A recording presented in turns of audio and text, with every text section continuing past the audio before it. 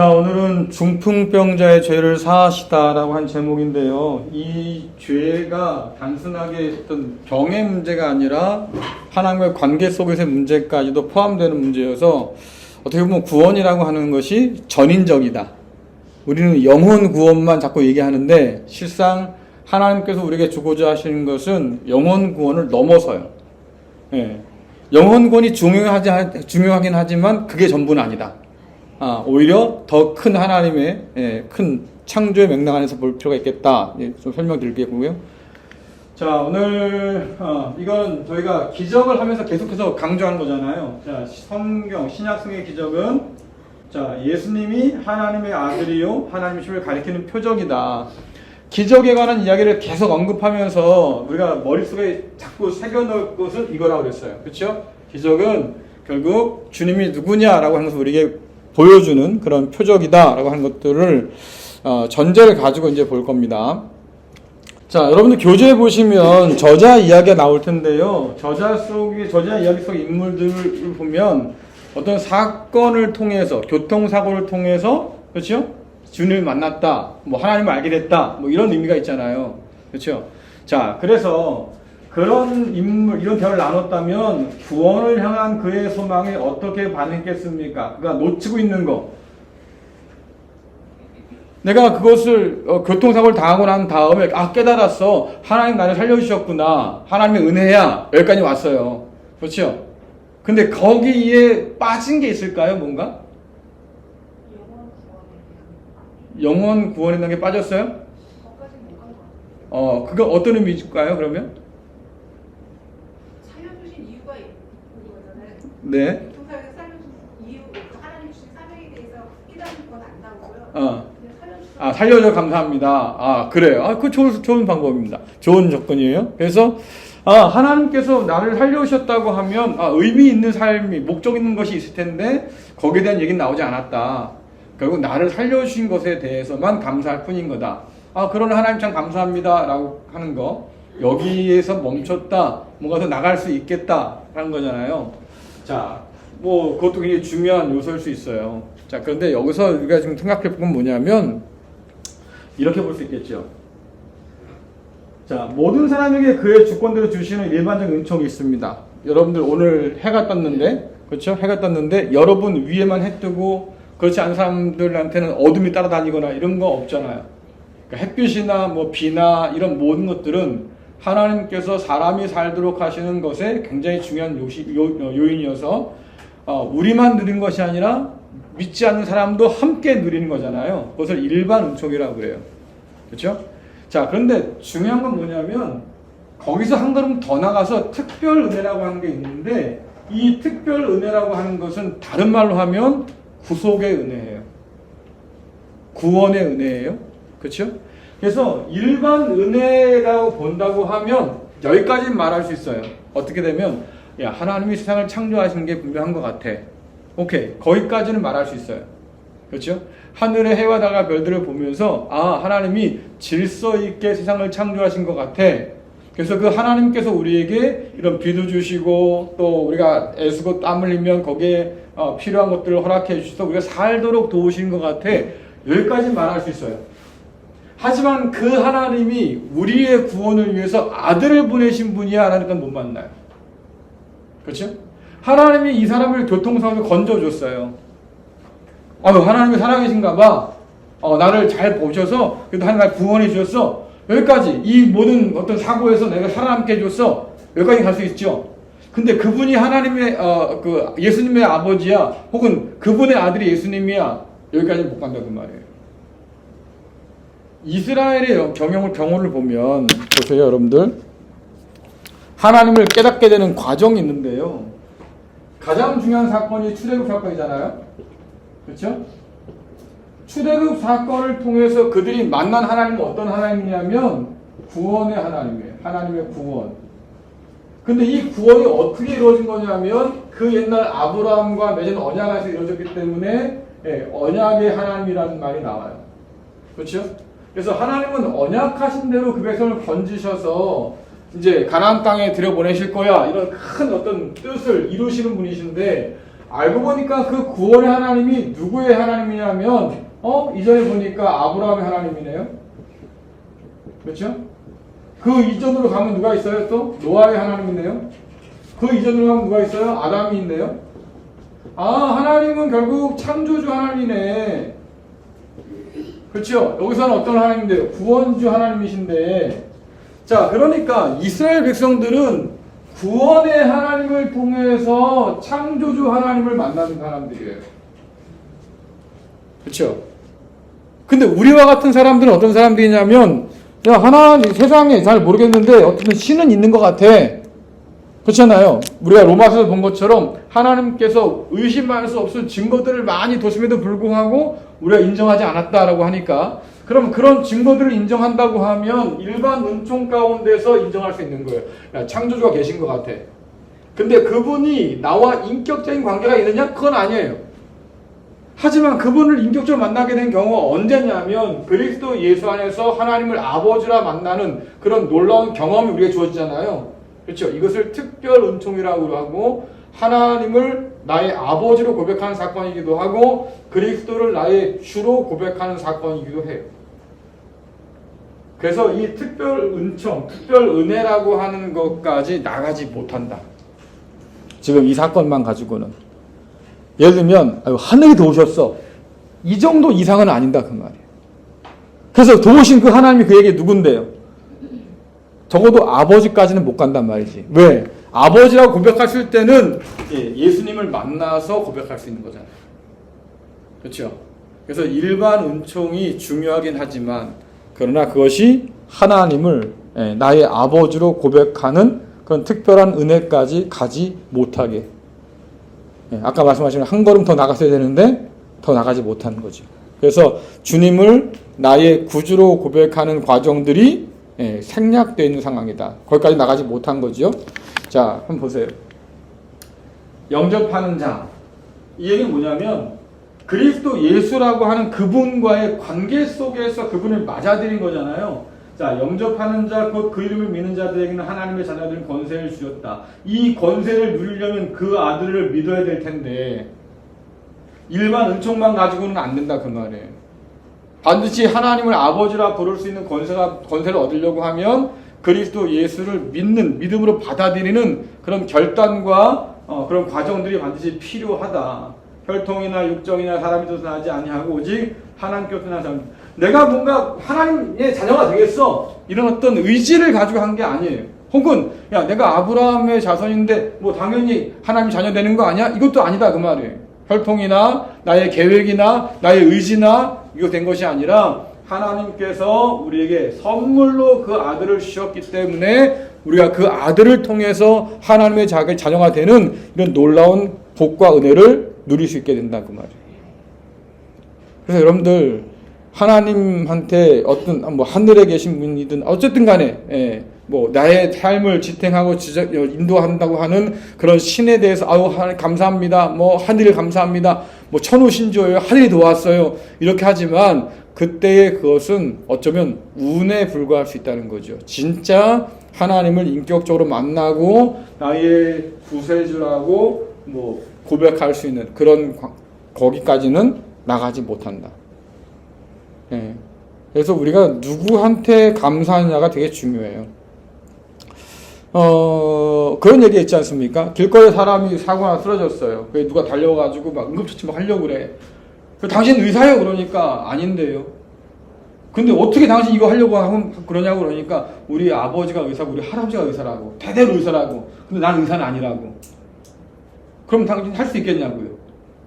신앙도 마찬가지예요. 할아버지가 믿고 아버지가 믿어요. 근데 내가 믿어요? 그건 아닌 거예요.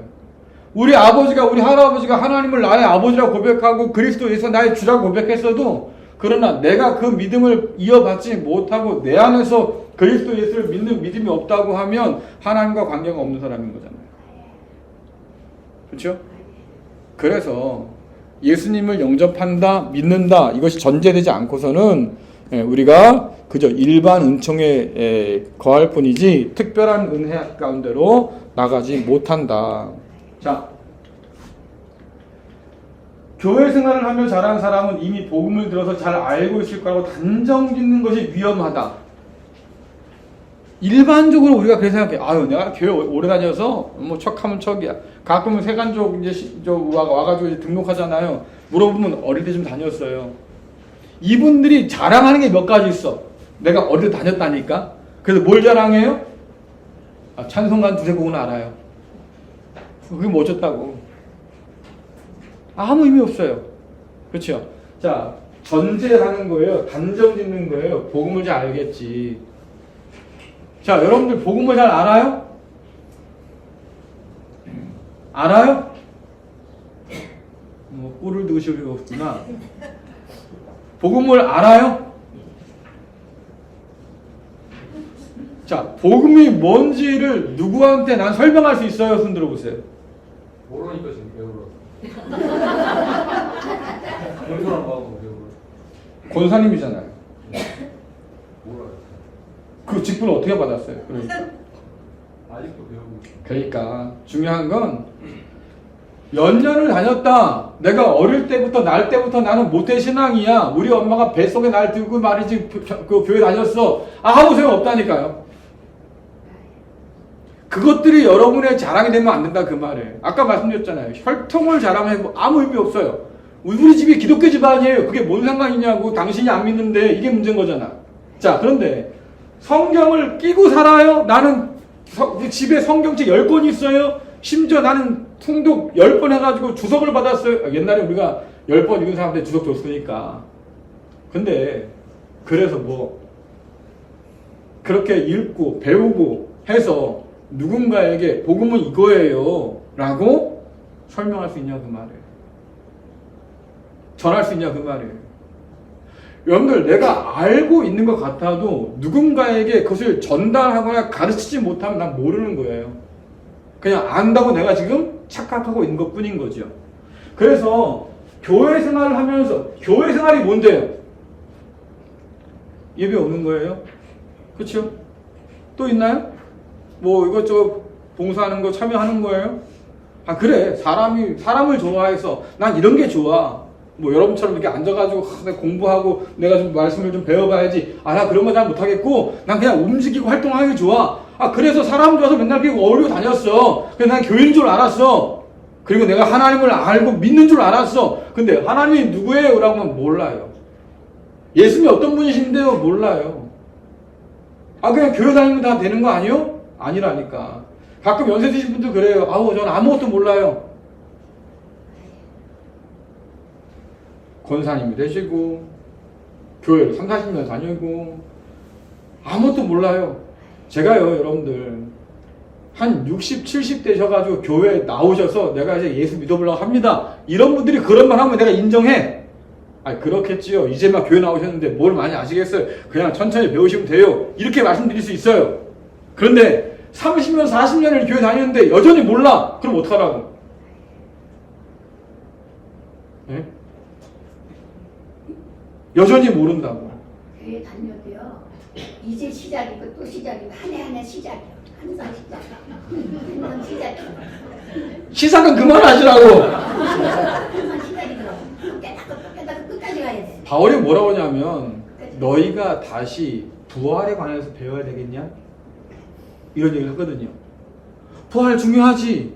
근데 그걸 다시 배울 필요는 없다. 왜? 이미 너희가 알고 있고 믿고 있는 거잖아. 그럼 더 나가야지. 왜 자꾸 맨날 거기서 하냐? 그러니까 성경부가 참 내가 목사지만 초급반 했어요. 중급반 했어요. 그렇죠? 제자 훈련 했어요. 그러면 이제 여러분들이 제자가 됐으면 가서 가르치고 전도하고 뭐 해야 될 텐데 또 와. 왜 왔어요? 그럼 뭐라 그래? 배우러 왔어요. 아니 물론 말씀하신 여기서 한 번 더 나가서 가면 좋지. 근데 여전히 도루묵이라. 응? 여전히 도루묵이라. 성령을 받으면 해요. 네? 성령 받아서 나간다. 성령을 받으면 하지 말래도 나가서 전도해요. 할렐루야. 네. 성령 못 받으면요 전도 못해요. 거기 가서 말 못해요. 여러분들 아이들이 말입니다. 구구단을 외워요. 그치요? 구구단 1은 2는 4 외운다고. 근데 곱하기 문제를 내주면 못 풀어. 왜 그럴까? 그러니까 알고 있는 것 같아요. 적용이 안 돼요. 전달이 안 돼요.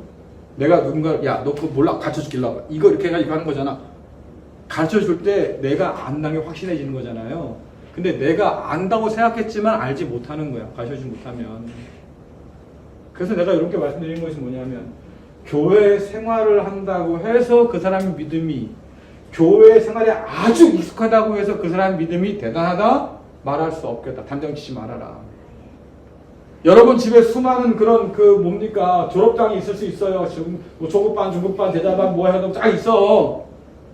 하지만 그걸 발판으로 해서 내가 더 깊이 말씀을 묵상하고 더 나갈 수 없다고 하면 여전히 우리는 그냥 물가에서 깔깔대고 있는 사람인 것 뿐인 거예요. 그렇잖아요. 수영 배웠다며.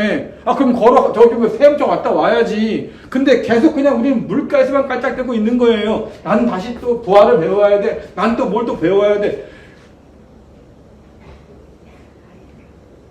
예전에 어떤 권사님이 전화가 왔어요. 교회를 옮기랍니다. 왜요? 답답해서 못하겠다. 말씀에 깊이가 없는 것 같다. 은혜가 없는 것 같다. 그래서 내가 그랬어요. 권사님, 당신 나이 정도 되면 알아서 주워 먹어요. 그 정도 예수 믿었으면 말씀 보고 묵상하고 스스로 그걸 공급받아야지요.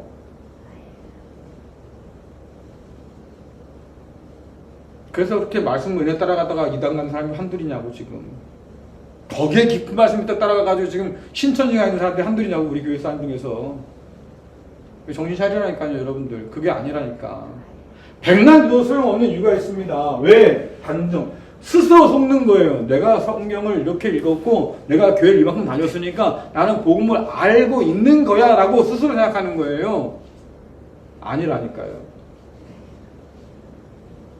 예수님에 대한 분명한 고백들이 터져 나오고 하나님에 대한 성품이 어떤 분인지 제대로 우리가 이해하고 그래서 고난 속에서도 그 하나님 믿기 때문에 내가 기도하고 하나님의 신실함 믿기 때문에 내가 견디고 이런 신앙의 그런 것들이 드러나지 않는 이상은 우리가 하나님을 감히 안다 말할 수 없다는 거예요. 적어도 우린 전제가 있어요. 하나님의 모든 걸 우리는 알 수가 없어요. 하지만 적어도 성경이 우리에게 가르치는 바 속에서 이해할 수 있는 거 있잖아요. 그렇잖아요. 그 정도만 만나도 우리는 대단한 거거든. 그리고 그것이 발판이 되어서 우리가 믿음 생활 하다가 나중에 주님 앞에 섰을 때에 정말로 얼굴과 얼굴을 맞대고 보는 그날이 있을 때에 모든 것이 다 환하게 이해되는 거잖아요. 근데 살아가면서 우리의 신앙이 여전히 제자리예요. 하나님을 향한 그런 사랑의 깊이나 헌신의 깊이나 이해의 깊이가 그렇게 깊어지지가 않아? 그럼 여러분들 교회를 헛다니는 거예요. 그렇죠? 관계적으로 보면요. 여러분들 관계적으로 보면 남자 여자가 만나요. 소개팅을 했어. 그래서 만나기로 했어. 그래서 한 번 만나고 두 번 만나고 세 번 만나고 네 번 만나고 점점 더 서로에 대해서 알아가는 것이 깊어지기 시작하고 거기서 신뢰가 생겨서 사랑하게 되고 이런 과정들이 있잖아요. 근데 어떨 때 헤어지냐면 만나긴 만나는데 관계가 나가질 않아. 진전이 안 돼. 모르겠어. 그러면 거기서 관계는 끊어지는 거야. 야, 우리 그만 만납시다. 왜? 관계가 더 깊어져서 사랑까지 가야 될 텐데 아직도 그게 안 돼. 시간 낭비하는 거야. 관계가 거기서 끊어져요. 그래서 여러분들 안다고 하는 것으로 우리가 스스로 단정 지어서는 안 된다. 자, 요즘에 가장 어려운 게 그겁니다. 애들이 문해력이 없다 그래요. 그렇죠? 단어를 이해할 수 없고 문맥을 알지를 못해요. 책을 읽는데 이게 무슨 내용인지 요약 줄거리가 안 돼. 여러분들 요즘에 챗GPT나 제미나이나 이렇게 AI 있잖아요. 우리 아이가 큰아이가 그쪽에 종사하고 있거든요. 일을요.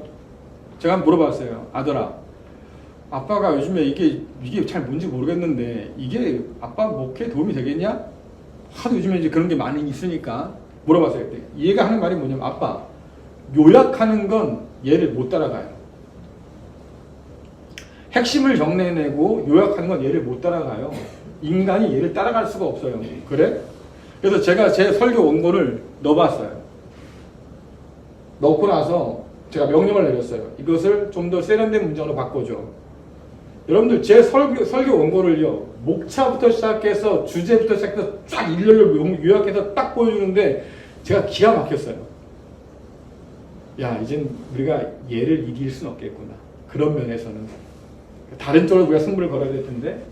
어쨌든 우리가 뭔가를 이해하려고 하면 그걸 보면서 내용이 파악되고 요약이 되고 정리가 돼서 그것이 내게 지식으로 남아야 될 텐데 요즘 아이들은 그게 안 돼요. 왜? 일단 단어가 뭔지 뜻을 잘 몰라요. 그렇죠? 그 다음에 요약이 되질 않아요. 그리고 그것이 내게 지식으로 남질 않아요. 왜? 문맥이 파악이 안 되니까. 그럼 읽는다니까요. 책 읽었어? 읽었어요. 뭐가 남았니? 글쎄요. 이게 요즘 아이들의 문제라고 하는 거 아닙니까? 자, 그래서 영상을 보고 애들이 그걸 감각적으로 느끼는 건 굉장히 빠르지만 책을 읽어가면서 그 안에 있는 지식을 끄집어내기엔 굉장히 애들이 힘들다. 그러니까 여러분들 지금 여러분들 손자나 아니면 여러분들 아이들 어리면 여러분들 책을 계속 읽혀요. 그게 남는 장사예요. 뭐 어디 가서 무슨 뭐 수학 공식 더 외워와라, 무슨 뭐 영어 단어 더 외워서 말이지 대학 좋은 데 가야지, 아무 필요 없어요. 이거 여러분들 창의를 길러주는 건 책밖에 없어요. 책을 계속 읽히세요. 그게 정말로 좋은 남는 장사예요. 교육에 있어서는. 네. 어쨌든 책값 아까워하지 마시고 계속 읽게 만드셔요. 자, 그런데 성경에 대해서 요즘 교회가 어떤 의미냐면 성경 문맹이라고 하는 말이 나와요. 그 얘기는 뭐냐면 성경 이야기는 알아요. 그 세리가 그것 때문에 뭐 다 알아. 우리가 지금까지 배웠던 얘기들 여러분 가운데 모르는 사람 아마 없었을 거예요. 다 한 번쯤은 들어봤어. 그렇죠? 근데 그 이상으로 그 깊이를 더 들어가서 말입니다. 이게 무슨 의미야? 무슨 뜻이야? 몰라요.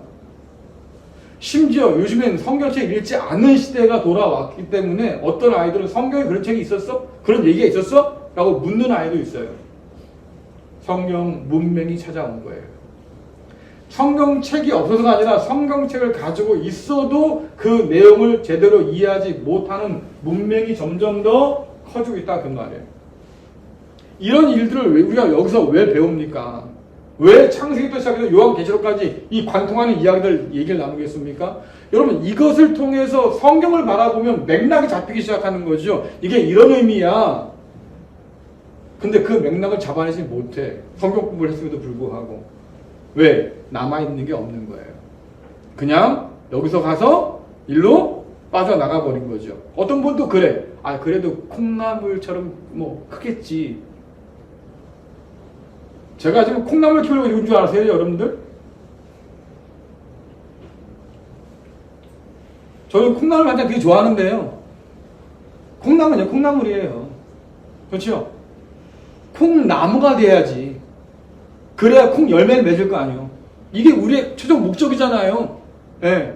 그러니까 콩나물 만들어서 삶아 먹을 거면 금방 하면 돼요. 하지만 콩나무는 오래 걸려. 씨를 뿌리고 가꾸고 거름도 주고 오래 걸려서 얘가 자라서 콩을 열매를 맺어야 되는 거잖아요. 여러분들은 콩나무가 돼야지 콩나물로 만족하지 마세요. 그거 하자고 제가 이렇게 뭐 그냥 기를 쓰고 하는 거 아니에요.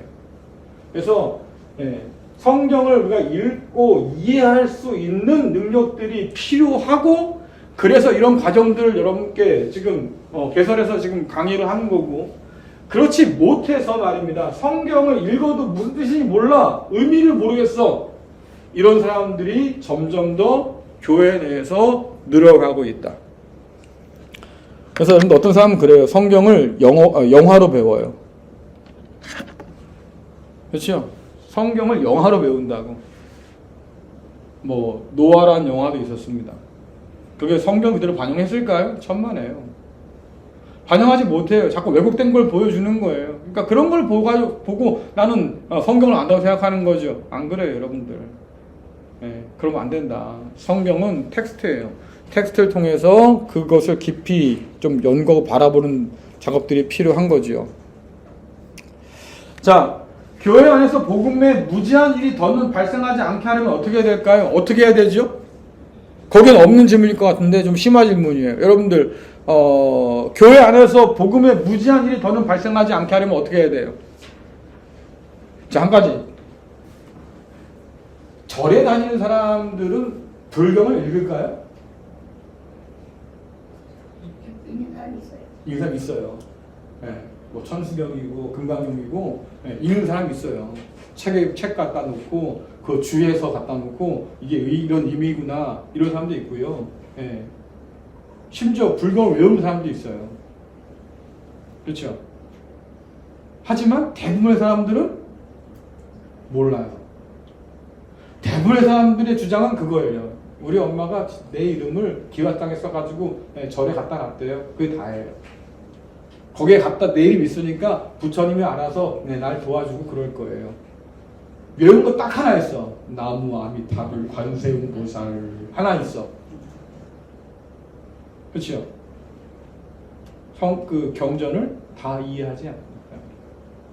하지만 기독교는 매주마다 설교가 진행되고 성경책이 여러분 속에 주어지고 그래서 그 성경을 펼쳐주고 공부하는 시간도 있고 대부분의 사람들이 성경에 대해서 알 수 있는 가능성들이 높지요. 그렇죠? 하지만 그런 상황에서도 여전히 성경 읽지 않고 공부하지 않고 설교 시간에 졸고 딴짓하고 주부 오차 찾고 앉아있고 결국 그 얘기가 안 들어온다.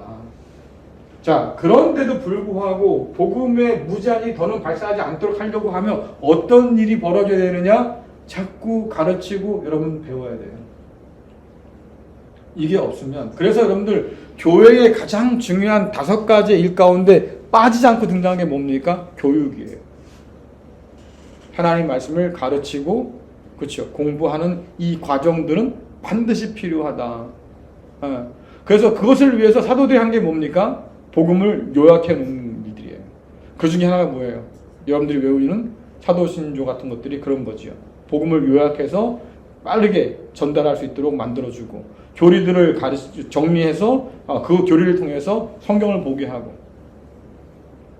그래서 여러분 가장 중요한 건 우리가 어떻게 성경에 복음에 무지하지 않을 수 있을까? 방법 없어요. 시간 내야죠. 여러분들이 공부해야죠. 자, 베레아 사람들은 데살로니가 사람들보다 더 고상한 성품을 가진 사람들이었습니다. 그들은 바울과 실라의 말을 열정적으로 받아들였어요. 열정적으로 받아들였어요. 심지어 바울이 뭐랍니까? 사람의 말로 듣지 않고 하나님 말씀으로 들어줬다. 당신들이 그렇게 받는다 그 말이에요. 그 다음 뭐라 합니까? 그 말이 정말로 사실인지를 알아보려고 의심했다는 것이 아니라 좀 더 알기 위해서 노력했다 그 말이에요. 그래서 날마다 성경을 상고했다, 연구했다. 여러분은 뭘 날마다 연구하시나요? 여러분은 날마다 뭘 연구하실까요? 그 주인공 내일은 죽겠지? 그 못된 게 내일은 잡혀갈 거야? 드라마 플롯을 미리 보면서 그 드라마의 결말을 예상하면서 공부를 하는 분도 계셔요. 그렇죠? 근데 제가 여러분께 말씀드리는데 텔레비에 드리는 그 시간에 10분의 1만 하나님께 드려도 여러분들은 성경을 적어도 하루에 한두 장 이상을 읽을 수 있잖아요. 하루에 견뎌서 읽어보니까요. 그것만 깨달아도 사람이 될 것 같아. 바빠서 안 해. 사람들이 그래. 아우 성경 공부할 시간이 없어서요. 성경 공부할 시간이 없고요. 아우 성경 읽을 시간이 크게 안 나네요. 정말 안 나는 걸까요? 일단은 저도 성경 읽고 일단 네, 잘하시는 일이에요. 네. 정말 시간이 없어서가 아니라 시간이 없어서가 아니라 관심이 없어서예요. 그렇죠? 관심은 없던 시간도 만들어내는 힘이 있어요. 그렇죠? 어떻게든 내가 그거 할 거야. 이런 어떤 열정이 있으면 없는 시간도 만들어내요. 네? 업무가 쌓였어요. 저녁에 데이트하고 있는데 야근하게 생겼어요. 그럼 갑자기 어떤 힘이 솟아난다고. 그렇죠? 그래서 그냥 일사천리로 한 다음에 결국 데이트 시간에 맞춰 가려고 길을 쓰지요. 왜 그러겠어요? 뭔가 열정이 있으니까. 바로 그런 거죠. 하나님을 더 깊이 알아간다는 기쁨에 대해서 우리가 아무 생각이 없기 때문에 그런 열정들을 드러내지 못하는 거예요. 자, 보세요. 그래서 그들 가운데 믿는 사람이 많이 생겼는데 뿐만 아니라 그리스도의 귀부이는 남자들 적지 않게 믿게 되었다. 말씀을 통해서 그들이 믿는 사람들이 많이 생겼다. 그렇죠? 하나님 말씀을 그렇게 대하려고 애를 쓸 때 비로소 그 가운데서 믿음이 생겼다. 그래서 뭐라 그런 겁니까? 믿음은 말씀을 듣는 것에서 얻게 되고 말씀을 듣는 것은 그리스도의 말씀을 통해서만 얻게 됩니다. 왜? 하나님이 그리스도를 통해서 행하신 일이 뭔지를 알아야만 야, 하나님께서 나의 아버지가 되시는 분이구나라는 걸 알게 된다 그 말이에요. 하나님이 창조주야라고 했던 것은 여러분들 유대인 정도도 다 믿어요. 그거는요. 하지만 그리스도인들과 유대인들의 결정적 차이가 어디에 있습니까? 그리스도 예수로 말미암아서 내가 하나님을 감히 아버지라 부르게 되었어. 여기까지는 가야 되는데 여기까지 가지 못한 사람들이 유대인이거든요. 야, 하나님한테 아들이 어떠냐? 말도 안 되지. 이렇게 생각한 사람들이 유대인이고요. 예수가 예언자이긴 하지만 마음을보다는 덜해. 이렇게 믿는 사람들이 이슬람이니까 결국 그들이 믿는 알라든지 그들이 믿는 하나님에게는 아들이 없는 거예요. 근데 우리가 믿는 하나님은 어떤 하나님이에요? 아들이 있네요. 그럼 둘 중에 하나인 거죠. 그 하나님과 우리 하나님이 다르든지 아니면 그들이 하나님을 제대로 알지 못했던지. 그렇잖아요. 그럼 여러분들 우리는 어떤 사람이에요? 하나님을 아버지로 부를 수 있는 권세를 얻은 사람들은 그리스도 예수께서 하나님의 아들이고 그분께서 우리에게 가져다 주신 그 말씀이 곧 아버지의 말씀이야 라는 것을 우리가 믿는 사람들이잖아요. 바리새인이 못 믿으니까 예수님이 뭐라고 그래요?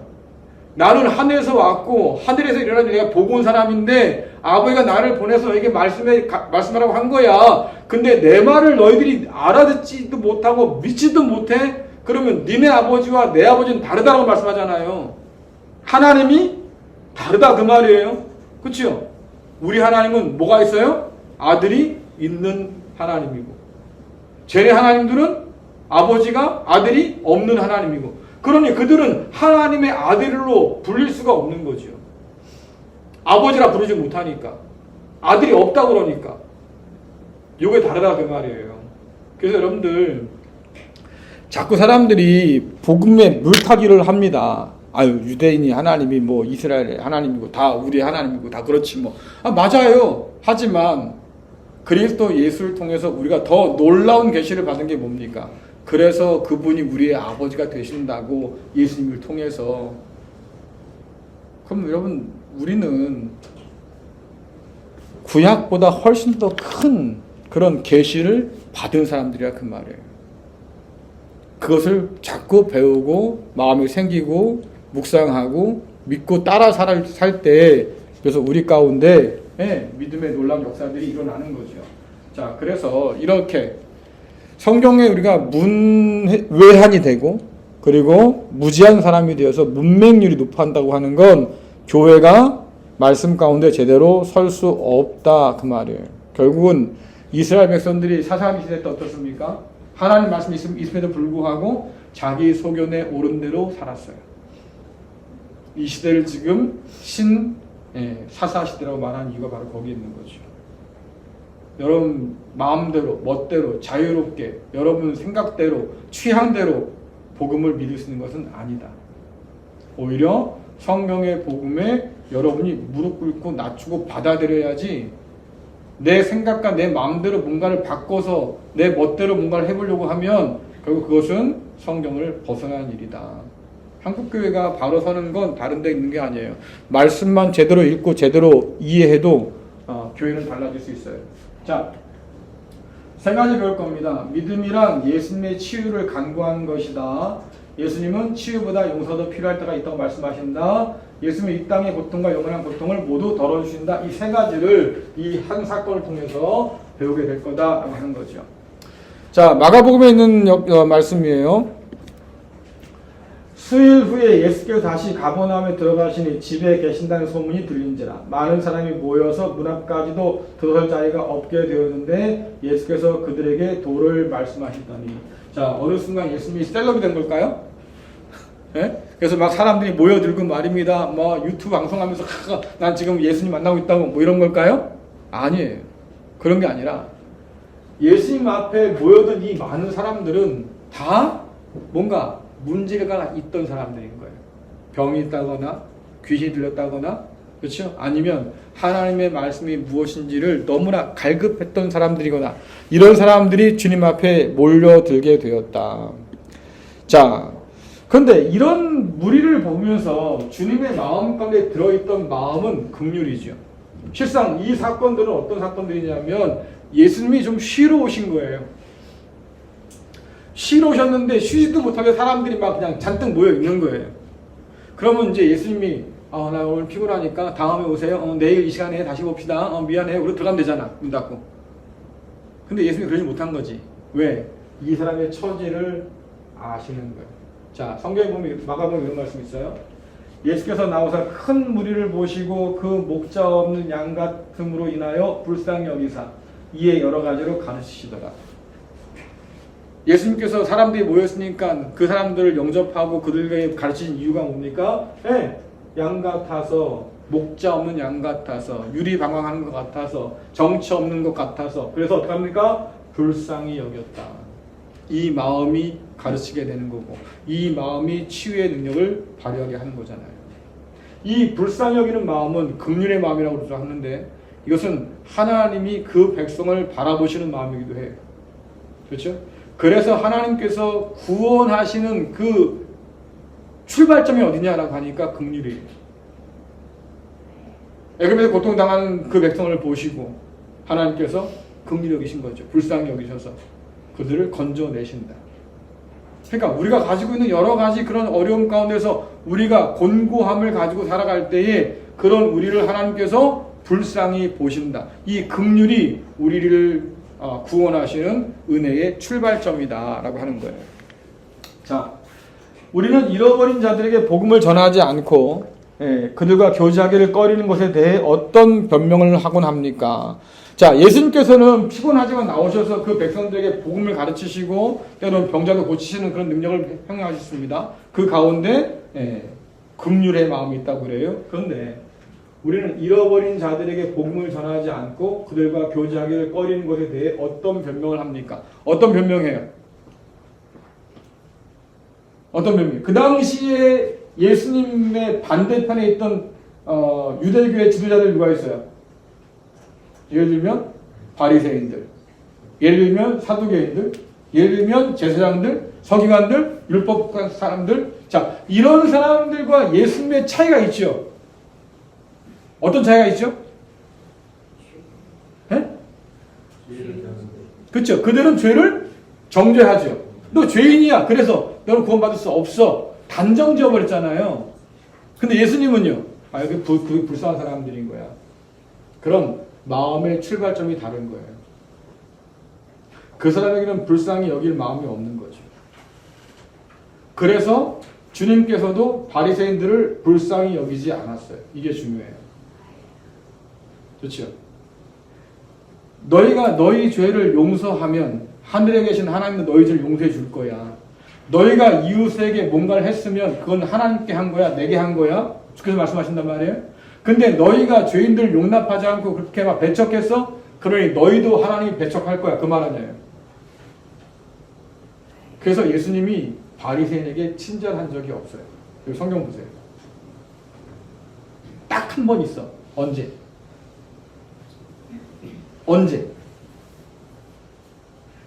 두 번이군요. 그렇게 따지면. 젊은 관원이 어떻게 하면 용서를 얻을 수 있겠습니까? 라고 했을 때 기특하게 여겼어요. 주님께서. 왜? 질문을 안고 왔으니까.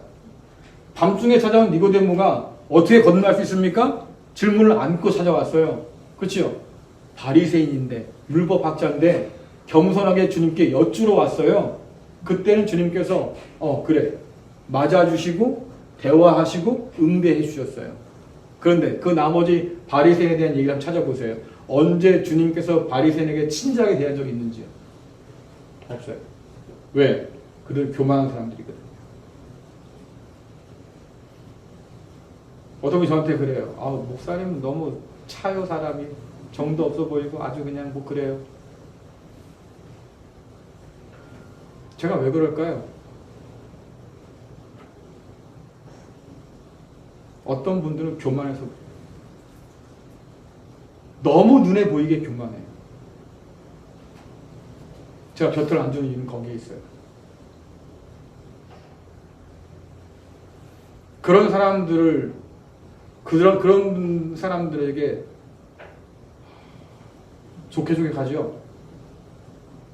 기고만장해져요. 제가 왜 그러냐? 그런 사람들로 인해서 짓눌리고 교회 안에서까지도 눈치 보고 사는 사람들이 너무나 많지가 않아요. 그 사람들을 끊어냈을 때 그렇게 눌림 받았던 사람들의 얼굴이 펴지고 교회 생활이 편안해지고 신앙생활에 기쁨이 생기고 좀 그걸 너무 봤어요. 그러면 내부에 있는 거예요, 문제가. 그 사람으로 인해서 누군가는 하나님 앞에서 오히려 교회를 다니면서도 정죄받고 살고, 이게 뭐예요? 왜 그렇게 돼야 되는데? 주님께 책망받아 마땅한 사람들이 왜 큰소리 치고 사는데, 교회에서? 저는 그꼴을 못 보겠어요. 왜 그런 사람들이 다른 성도를 무시합니까? 난 납득이 안 돼요. 자기들이 뭐라고. 예수님 그런 거예요. 제가 지난번 그러지 않습니까? 저 문을 들어올 때는, 교회의 문을 들어올 때는 당신들 계급장 떼고 들어오세요. 하나님 앞에 다 죄인이지요. 다 병자지요. 그렇잖아요. 의인이 어디 있어요, 우리 가운데. 그러니 겸손하세요 라고 말씀하는데, 그렇지 않아요. 그럼 곁을 줄 필요가 없어요. 오죽하면 주님이 그래요. 이방인처럼 여겨라. 여러분들이 오랫동안 관계를 맺어왔다고 해서 좋은 게 아니에요. 그들이 하는 짓이 부끄럽다는 걸 알아야 될 거 아니에요. 근데도 우리는 그냥 아유 어떻게 그래, 그냥 알았던 사람이니까 그냥 얼굴 보고 사는 거지 뭐 그러고 있어. 그러니 그들이 깨닫지 못하는 거예요. 자기들이 지금 어떤 상황에 놓여 있는지를. 왜 그렇게 살아야 됩니까, 교회가? 왜 교만한 사람이 자리를 줘야 됩니까? 저는 이해가 안 돼요. 그게 사랑이 없는 게 아니에요, 여러분들. 오히려 교회를, 성도를 더 사랑하는 길이죠. 괜히 교회가 7이라는 말을 쓰는 게 아니에요. 자, 그래서 잃어버린 자들에게 복음을 전하지 않는 이유, 때로는 우리 안에 교만이 있을 수 있다 그 말이에요. 그 사람들에게 복음 필요 없는 거야. 왜? 멸망받은 사람들이니까. 하지만 예수님 다르지요. 그들은 죄인이야, 병자야, 의사가 필요해. 내가 그래서 온 거야. 다르잖아요. 그래서 그 당시에 그 지도자들과 예수님의 다른 점이 바로 거기에 있어요. 가난한 사람들, 죄인들, 뭐 세리들, 장녀들 다들 선 밖으로 밀어내기 바빴던 사람이지만, 그러나 예수님은 오히려 그들 안으로 들어가서 그들을 하나님 백성으로 부르고 계신단 말이에요. 그렇죠? 이게 가장 큰 차이다. 그래서 교제하기를 꺼리는 것에 어떤 변명? 우리는 그래요. 아우 바빠서 뭐 그러기도 하겠고, 좀 불편해서요. 이럴 수도 있겠고. 그 얘기는 뭐냐면 적어도 내가 그 사람보다는 우위에 있는 사람이라는 걸 스스로 드러내고 있는 거예요. 근데 그런 것을 성경은 뭐라고 그러냐면 교만이라고 얘기해요. 그리고 바리새인의 경우에 주께서 뭐라고 말씀하십니까? 너는 위선자라고 얘기해요.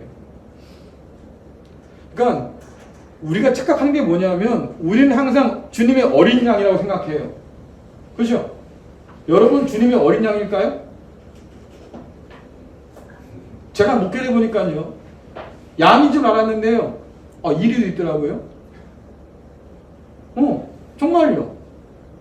성도를 물고요, 목사를 물어 뜯어요. 이리 있더라고요.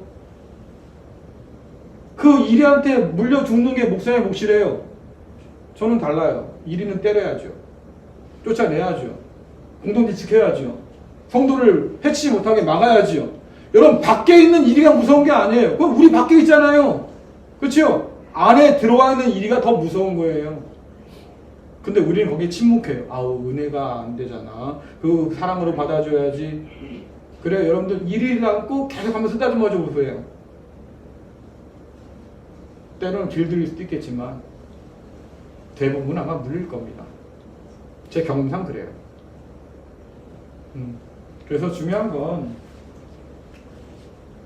주님의 반대편에 서 있던 당시의 지도자라는 사람들이 왜 죄인이나 그렇게 정죄했던 사람들에 대해서 가까이 가지 못했을까? 자기가 더러워지기 싫다고. 자기는 의로운 사람인데 그들과 상대했다가 자기도 더러워질 것 같으니까. 근데 주님은 그래요. 네 속이 훨씬 더 더러워. 너는 회칠한 무덤 같잖아. 그럼 그 주님 말씀 앞에서 우리 자신을 돌아보는 작업들이 필요한 거지요. 나는 회칠한 무덤은 아닐까. 적어도 하나님 말씀을, 주님 말씀을 읽는다고 하면 그 질문을 우리에게 스스로에게 던질 필요가 있겠다. 자, 우리는 복음서에서 긍휼을 베푸시는 예수 그리스도를 보고도 복음을 전하지 않는 것에 대해 어떤 변명을 하곤 합니까? 주님께서 긍휼을 베풀었던 대부분의 사람들은 다 그 당시에 가난한 사람들이었고 죄인이라고 말했던 사람들이었어요. 그렇죠? 자, 근데도 그렇게 주님께서 낮은 대로 임하셔서 그들을 찾아가시고 긍휼을 베푸는데도 불구하고 우리는 복음을 전하지 않아요. 왜? 우린 스스로가 의롭다고 생각하기 때문에 그래요. 그게 찾아갈 필요가 없는 거예요. 나는 의로우니까. 나는 구원 받았으니까. 아니면 천국에 제일 가까운 사람이니까 바리새인들 얘기로 하자고 하면, 그렇죠? 근데 정말 그럴까라고 주께서 묻는 거잖아요. 네가 천국에서 제일 먼 사람인데, 너도 천국에 들어가지 못하고 남도 들어가지 못하도록 지금 방해하는 사람인데, 그럼 하나님이 그냥 두시겠냐고 그걸 치워버리지. 야, 내 백성을 찾는데 말이지. 네가 지금 방해꾼이야. 치워버리지. 그렇잖아요. 하나님의 진노를 지금 스스로 사고 있는 존재들이다 그 말이에요. 그래서 여러분들 중요한 건 제발 부탁드리는데요. 그런 우리가 죄인이라고 낙인 찍는 사람들에 대한 긍휼을 잃어버려서는 안 된다. 한국교회가. 그렇죠? 자, 우리가 그 사람은 구원받지 못할 사람이에요. 낙인 찍고 선 긋는 사람 중에 누가 있어요? 누가 있어요? 네? 아우, 저 사람은 예수가 와도 안 돼. 누가 있을까요? 네? 실상 그 당시에 죄인이라고 찍힘을 당했던 사람들은 구원받았어요. 하지만 의인이라고 생각했던 사람들은 오히려 책망받았죠. 그렇죠? 여러분 생각 잘 하시라고 그러니까. 중요한 건 내가 죄인인 걸 아는 것이고, 그래서 내가 하나님의 은혜가 필요하다고 하는 것을 깨닫는 사람이고, 그래서 하나님께 무릎 꿇는 사람이 구원받아요. 교회를 다니고 직분이 목사고 뭐 장로고 뭐 해서 우리는 의롭다고 착각하며 사는 사람들은 결국 선 밖에서 있을 사람들이고요. 왜? 주님께서 계신 곳에 내가 있지 않으니까. 그렇잖아요. 주님께서 계신 곳에 내가 있지 않으니까. 내가 아무리 스스로 의롭다 할지라도 나는 주님과 상관없는 사람 살고 있는 거죠. 그리고 생각을 좀 잘해보시자고 우리가. 자, 그래서 예전처럼 그냥 그렇게 얼렁뚱땅 넘어가다가는 우리는 정말 큰 코 다친다. 자, 사람들이 한 중풍병자를 네 사람에게 메워가지고 예수께로 왔어요. 사람이 너무 많으니까. 근데 이제 그 중풍병자를 친구들이 와가지고 이제 왔는데 너무 북새통이니까 갈 수가 없잖아요. 자, 무리들 때문에 예수께 데려갈 수 없으므로 그 계신 곳에 지붕을 뜯어 구멍을 내고 중풍병자가 누운 상을 달아내렸다. 세상에 지붕을 뚫었대. 남의 지붕을 왜 뜯어 도대체가. 그렇잖아요. 왜 뜯었겠어요 근데. 네? 절실해. 맞아요. 뭐가 절실한 거예요? 친구가 아파. 나으면 좋겠어. 여러분 친구가 아파서 너무 절실해. 그 마음을 다른 말로 뭐라고 표현할 수 있어요? 그게 긍휼이잖아. 너무 간절해서 왔는데 사람이 너무 막히니까 어떻게 합니까? 옥상으로 올라갔어. 그럼 남의 지붕을 뜯었다고. 그만큼 열심인데 왜 그 열심을 그렇게 냈을까요? 왜 그렇게 열심을 냈을까요? 적어도 뭐가 있던 거예요? 믿음은 있던 거지. 야, 주님께만 달아내리면 이 사람 일어날 거야. 주님 고쳐줄 거야. 그럼 믿음이 있는 거잖아요. 그러면 긍휼의 마음이 있어. 그렇죠? 주님에 대한 믿음이 있어. 이 두 개가 합쳐지면 뭐가 일어난다고요? 화학방이 일어나기 시작하는데 지붕을 뜯어. 그게 뭐예요? 열심히 생겨요. 방법을 찾는다 그 말이에요. 안 된다고 말하는 게 아니야. 야, 오늘 사람 많으니까 안 되겠다. 다음에 오자. 아니라고. 야, 얘가 하나님 예수님 만나야 돼. 그래야 고침받아. 그러니까 왔는데 방법이 없어. 아, 지붕으로 올라가자. 올라갔는데 막혔어. 뜯으면 되지 뭐. 왜? 일단 내려가야 돼. 예수님 만나야 돼. 고쳐줄 거야. 그럼 믿음과 긍휼과 이런 것들이 열정을 내기 시작하면 길을 찾는다니까요. 자, 근데 지붕을 뜯는다고 뜯기냐고. 여러분 집은 못 뚫어. 왜? 시멘트로 돼 있으니까. 근데 당시의 집을 보면 이해만 할 만해요. 자, 당시에 이렇게 이중 구조예요. 옥상이 있고요. 바로 밑에 침수일이 이렇게 있어요. 그 밑에는 생활 공간이 있어요. 자, 예수님께서 구유에 나섰대요. 언제? 호호 추운 겨울날에 말구에서 계셨대. 어머, 예수님 얼마나 추울까? 뭐가 추워? 방해 안 했다니까. 그러니까 이스라엘의 가옥을 좀 이해하면 우리가 생각하는 성탄절의 그림이 많이 바뀌어요. 주인이 여관이 꽉 차니까 줄 데가 없으니까, 야, 그래도 너 추울 때 있을 수 없으니까, 야, 이 안에 들어와 있어. 짐승은 안에서 키웠거든. 그래서 주님께서 계신 곳에 위에서 이게 이제 이렇게 옛날 우리 초가집 생각하면 뭐 이렇게 옥수수대 엮어가지고 거기 진흙 발라가지고 하잖아요. 그렇게 만드는 곳이에요. 그러니까 뜯기가 그래도 수월했겠지. 자, 중요한 건 그 집 주인이 너 뭔데 남의 집 뜯거니 이런 적 안 나오지요. 안 나와요. 왜 그랬을까? 친구들의 열심, 그 긍휼 거기에 압도된 거예요. 얼마나 저렇게 간절했으면 주님 만나려고 저렇게 해놨을까. 그렇죠? 네. 그래서 그들이 그런 열정을 가지고 또 주님에 대한 아주 굳건한 믿음을 가지고 지금 왔다라고 하는 것을 여러분 기억하면 좋겠습니다. 자, 그러면 한 가지 질문 던질게요. 왜 그렇게 그 친구를 구원하고 싶었을까요? 왜 그래서 주님께로 그렇게 데려나와야 했을까요? 왜? 사랑하니까 또 간절하니까 또 전도왕 되려고. 에? 전도왕 되려고. 아닐까요? 전도왕 되면 상 준다며.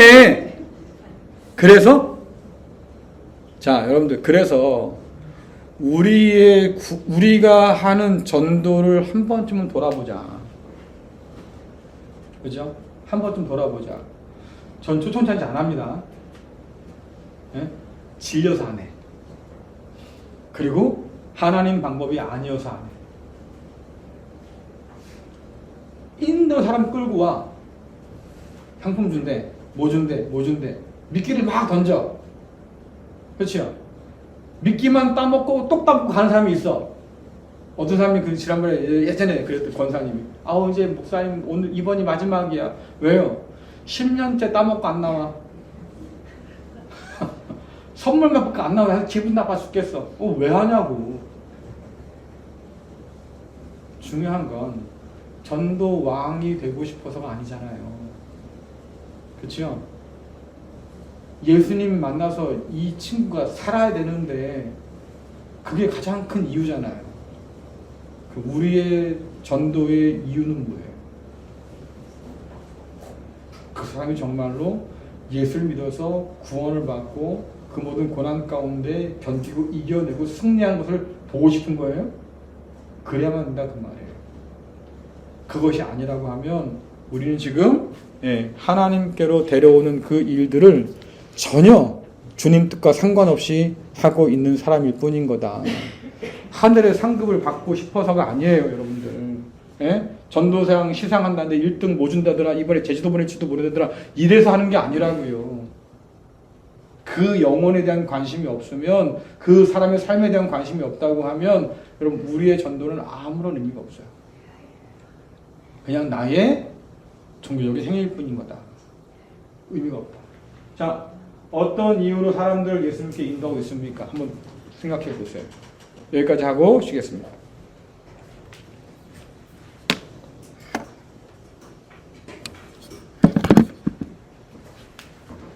쉰다고요. 쉰다고요.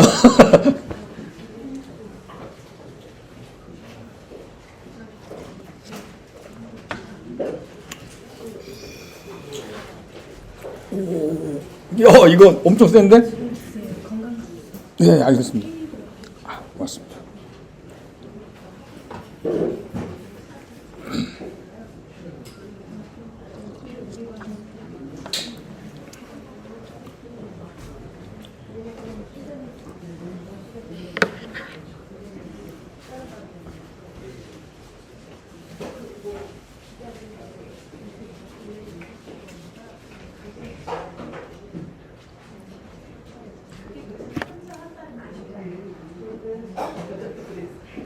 너무 오래 앉아가지고 아픈 거 아니에요?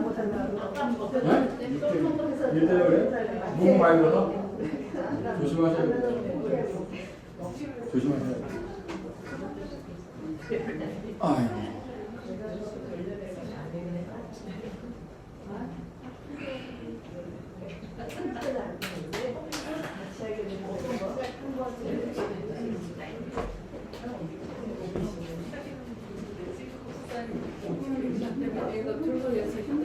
아니, 괜찮아. 저희들이 이렇게 휴대용으로 하나 사드릴까요? 아니. 괜찮아. 좀 괜찮아. 걱정하지 마세요. 그걸 또 사드리면 영상이 또 멋지게 안 나고. 아니. 제가, 그러니까. 청력이 앞에 고민을 많이 하더라고요. 너무 좋은데 이런 말씀 어떻게 사전냐고 그러는데 저희가 인터넷으로 영상을 오면은 그걸 들으면서 보충을 해주는데 사실 듣는데 부자인데 사실은 안 제가 이거 쓸게요. 괜찮아요. 이거 별로 안 무거워요. 네, 별로 안 무거워. 걱정하지 마세요. 간이 그것을 하나 가지고 아니야. 충분해. 괜찮아요. 걱정하지 마세요. 아, 그것도 있을 거야, 어디. 찾으면 있을 텐데. 근데 또 영상이 또 멋지게 안 나오니까 저는 이렇게 하는 게 별로 안 좋아요. 그 예배 시간에도 사실은 마이크 치고 할 수 있는데, 저는 별로 그게 안 좋아요. 그냥 그래도 좀 괜찮아요. 걱정하지 마시고. 하고 많이 오늘 수없이 목사님 아, 힘들어도 많이 네네. 배우겠다고 그러더라고요. 감사합니다. 저희가 다음 주에 김은영 목사 검찰이 만나고 가지고 여기 가서 손이랑 같이 좀 어디 좀 그래요? 비행기 타고 나갔다 오서 빠지게 생겨서 알겠습니다. 네. 영상이 나중에 나오고 나 올 거예요. 네. 걱정하지 마세요. 밀리긴 했지만 겨우 해낼 겁니다.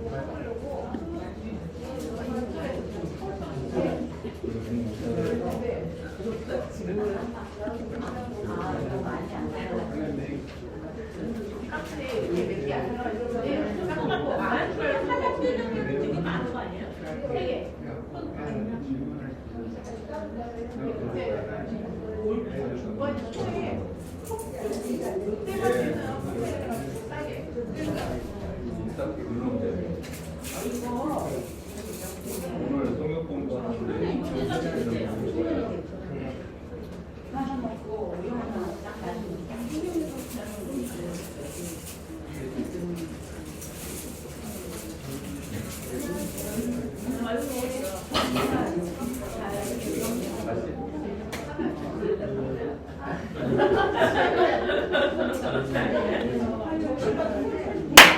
자, 앉으세요.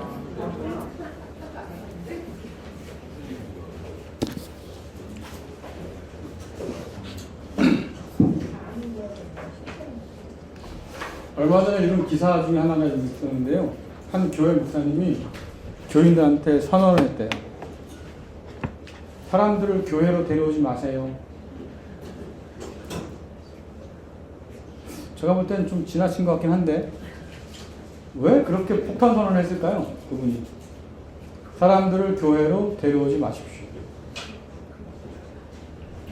전도하지 말라는 아니었거든요. 전도하지 말아라. 그건 아니었고 그분의 생각은 그렇게 말하고 싶었던 거예요.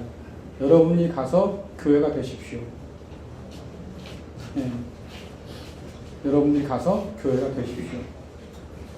그러니까 끌어와서 교회에 앉혀놓고 뭐 이런 어떤 그것보다도 여러분들이 가서 교회로 살면 그분들이 결국은 주께로 오게 될 거다.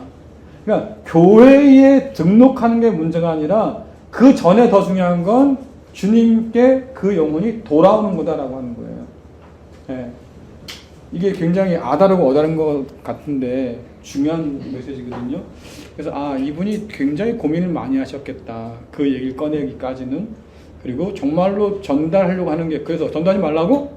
이런 오해도 받겠지만 실상 그 안에 있는 얘기는 더 심무하다.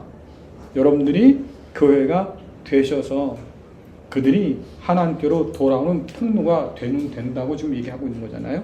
그래서 이런 전도 프로그램이라든가 이거에 대해서 한국교회가 그동안 사람들을 끌어모은 것에만 관심이 많다 보니까 끌어놓긴 했는데 여기서 변화가 안 일어나요. 끌어모아놓긴 했는데 이게 돗대기 시장이에요. 질서도 없고 아무것도 안 돼요. 그러니까 사람들은 많은데 사회적으로 굉장히 힘이 적다. 그렇잖아요. 굉장히 힘이 적다. 분량도 많이 나오고. 예전에 누가 그랬어요. 제가 카니발을 옛날에 탔었거든요. 아이가 이제 애들이 크니까 3명을 태우고 다니기 너무 힘들어서 카니발 그때 당시에 탔었는데 제가 카니발 탄다고 그러니까 누가 그래요. 그거 분량도 많아요. 그거 왜 타려고 그래? 그러더라고요. 제가 그랬어요. 물론 분량 많지요.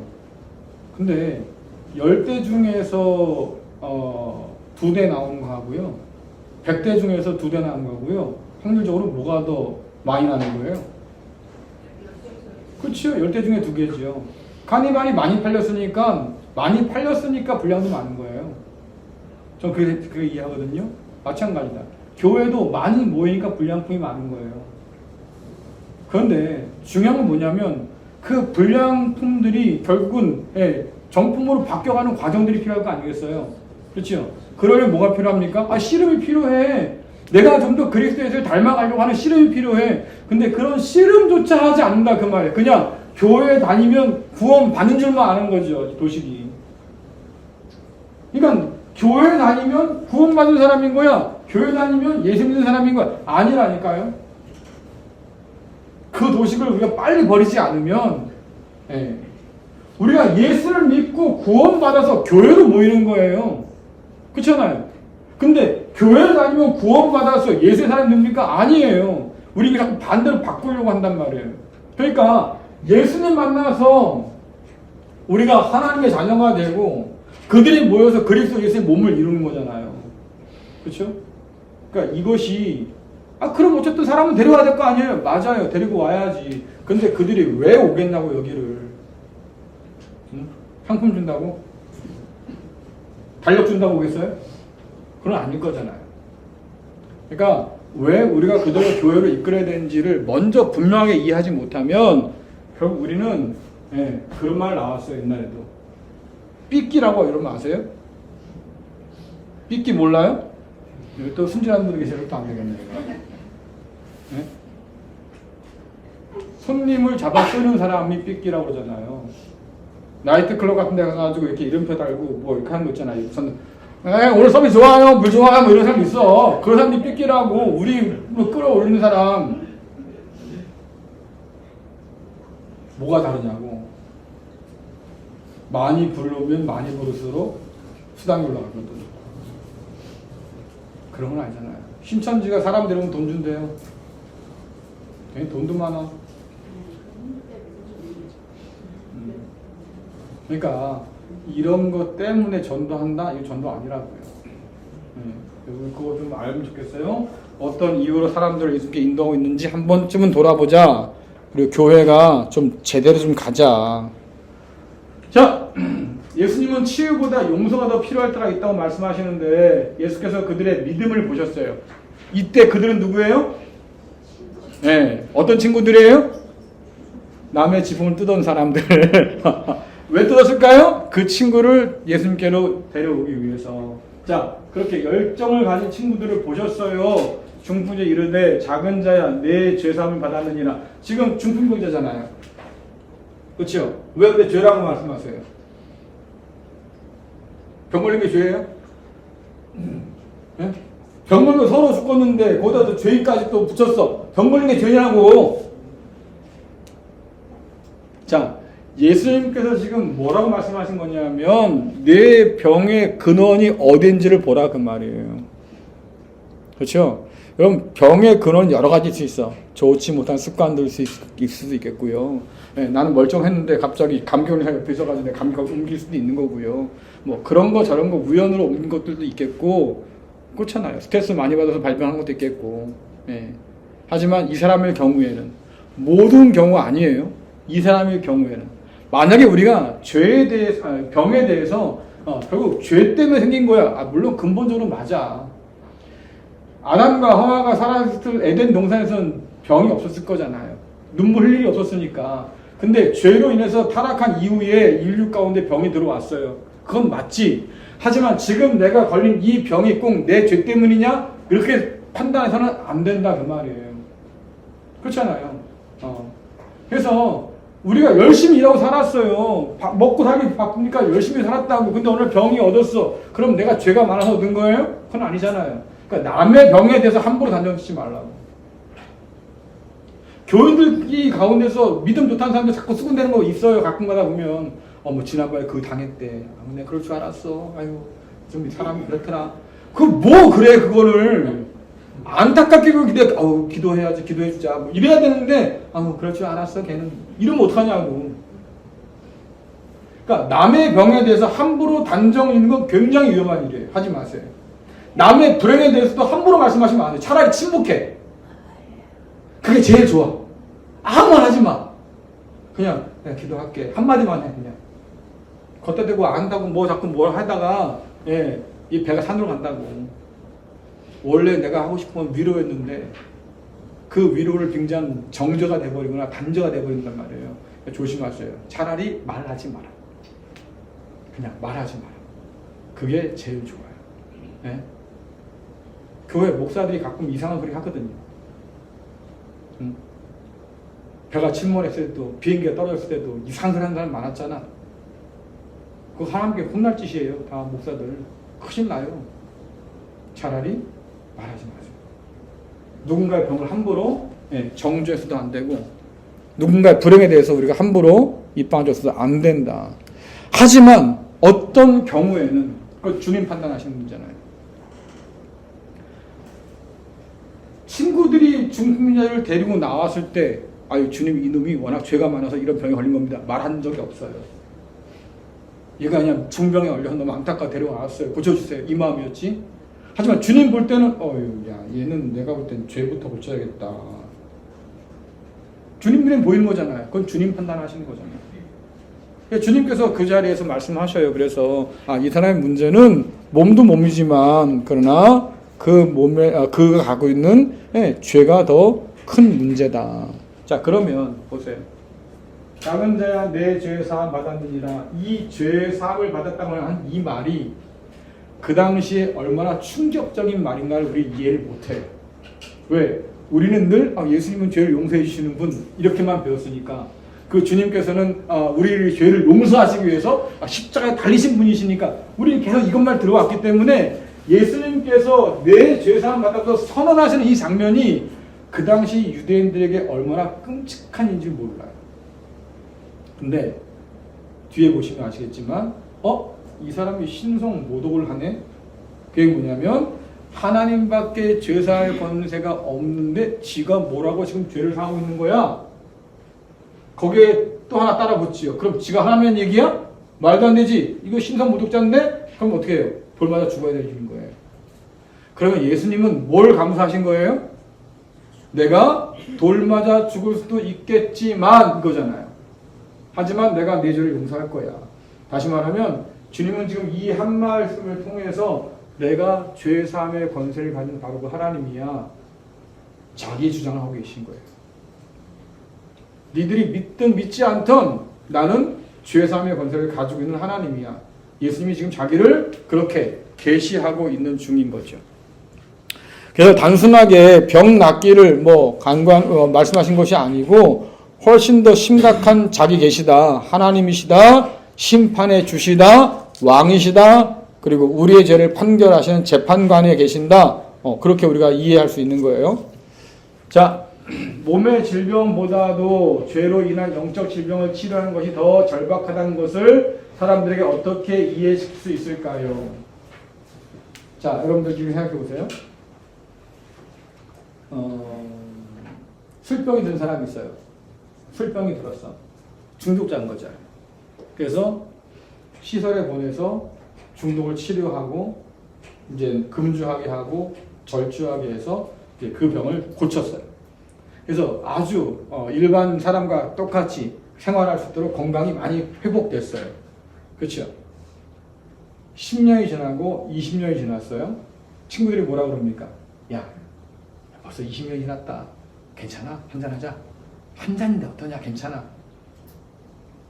여러분 그 한 잔으로 인해서 지난 20년이 다 무너지고 그 전의 기억들이 몸이 기억하기 시작해요. 그래 이 맛이었지? 술이 술을 부르고 다시 그 병도 떨어집니다. 왜 이런 일이 벌어질까요? 우리 몸 참 신기해요. 어릴 때 여러분들 자전거 배웠잖아요. 그렇죠? 그걸 누가 기억해요? 몸이 기억해. 얘가 아니라 몸이 기억해. 그래서 나중에 나이가 들어도 몇 번 이렇게 타다 보면 어릴 때 그 감각이 살아나. 그렇죠? 얘가 기억한다 그 말이에요. 몸이. 또 운동도 근육도 마찬가지입니다. 근육 운동하다가 운동을 쉬어. 그럼 근육이 쭉 빠지잖아요. 그렇죠? 근데 이런 사람은 다시 운동을 시작하면 근육이 또 차오르기 시작합니다. 그런 거예요. 자, 그런데 질병도 마찬가지여서 그것이 죄와 깊이 관계되어 있다 할 때는 중독의 문제인 거예요. 그것을 몸이 기억해. 그래서 나락에서 건져놔도 다시 나락으로 들어가요. 그것이 마약 중독이든 술 중독이든 도박 중독이든 자기를 패가 망신하기 만큼 자기를 몰아가는 그 죄에, 그 중독에, 그 병에 걸려있다 그 말이에요. 그래서 여러분 종종 죄는 병으로 이해되기도 하겠지만 병의 근원이기도 합니다. 특별히 중독이라고 하는 문제를 가지고 있는 사람들이 대부분은 다 건져놓으면 다시 들어갑니다. 건져놓으면 다시 들어갑니다. 단순하게 중풍병자만 나왔지만 이 사람이 어떤 병에 걸려서 어떤 상황인지 우리는 알지 못하지만 죄라고 말씀하신 거 보면 계속해서 하지 않아야 할 일에 몰두할 수도 있겠다. 그렇죠? 그러니 주님께서 말씀하시는 거예요. 그것부터 고치지 않으면 너는 병 못 고쳐. 다시 말하면 습관을 바꾸지 않으면 당신 병 못 고쳐. 그런 거잖아요. 병원에 가서 약 먹어요. 그렇죠? 약 먹어요. 제 친구 중에 고등학생 친구인데 되게 친한 친구예요. 근데 이 친구가 지난번 이제 그 어머니 돌아가셔서 이제 장례 갔었는데 하는 말이 야 요즘 나 운동 시작했다. 야 웬일이냐 운동도 시작하고 잘했다 야. 그랬더니 막 술 먹는데 너무 체력이 딸리더라고. 그래서 이걸 먹었으면 안 돼. 뭐? 너 술 먹으려고 좀 체력 딸려는 거냐? 못 끊는 거죠. 술을 먹기 위해서 좋은 습관을 들인 거야. 운동하는 습관을. 좀 아이러니한데. 자, 문제는 술에 중독되거나 어떤 중독에 빠진 사람들은 습관적으로 그것이 몸에 배어있기 때문에 그 자리를 완전히 벗어나거나 떠나지 않고서는 다시 돌아갈 가능성이 너무나 많은 거예요. 그리고 거기서 매여 사는 게 다른 말로 하면 죄지요. 하나님을 의지하지 않고 사는 것, 하나님 안에서 기쁨을 발견하지 못하고 내가 얻는 그것에서 그것이 나를 죽여가면서 불구하고 거기서 헤어나지 못하는 것, 죄지요. 그 문제 해결 안 되면 몸의 건강도 해결이 안 되는 경우가 많더라. 그래서 주께서 제일 먼저 선언하는 게 그거예요. 예, 내 죄가 용서받았다. 자, 그러므로 누구든지 그리스도 안에 있으면 새로운 창조입니다. 이전 것들은 지나갔고 보십시오. 새 것들이 와 있습니다. 자, 여러분들 한번 생각해 보세요.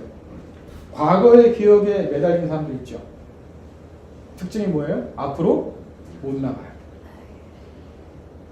너무나 이게 매여 있어서 그걸 우리는 뭐라고 그럴듯하게 표현하냐면 트라우마 혹은 상처 이런 말을 자꾸 표현을 해요. 그렇죠? 그리고 그 표현을 가지고 자꾸 자기를 강화시켜 나가요. 나는 상처를 안고 있는 사람이야. 나는 아픈 사람이야. 나는 그렇게 트라우마를 갖고 있는 사람이야. 그러니 여기서 내가 벗어날 수가 없어라는 전제 가지고 말한다 그 말이에요. 근데 성경 뭐라 그러냐면 야 너는 지나갔잖아. 이전 것들은 과거가 너를 어떻게 할 수 없다고. 그건 지나가 버린 거야. 너는 새 것들로 지금 가득 차 있잖아. 새 것을 보지 못하도록 만든 게 과거의 일인 거예요. 여러분들이 그 옛날의 기억에서 벗어나지 못한 이유는 그래서 그것을 벗어던지지 못하고 자꾸 거기에 돌아가는 이유는 몇 가지 이유가 있겠는데 그 중에 하나는 그게 좋아요. 좀 피곤한 인생이지.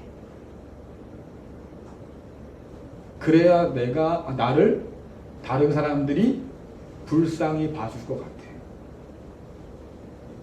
제일 나쁜 경우에 이런 경우.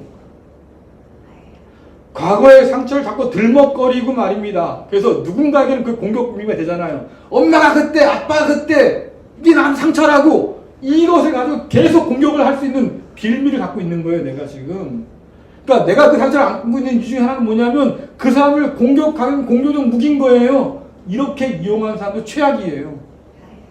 또 한 가지는 그래서 난 불쌍한 인간이라고 스스로가 그렇게 해서 자기 연민에 빠져가지고 말입니다. 스스로 그렇게 자기를 불쌍히 여겨서 다른 사람들이 아유 안 되겠다 야 어떡하냐 너 이렇게 그거를 맞들여서 자꾸 갈구하려고 하는 심보 그것도 최악이에요. 이 두 가지 경우가 아니라고 하면 벗어날 수 있어요.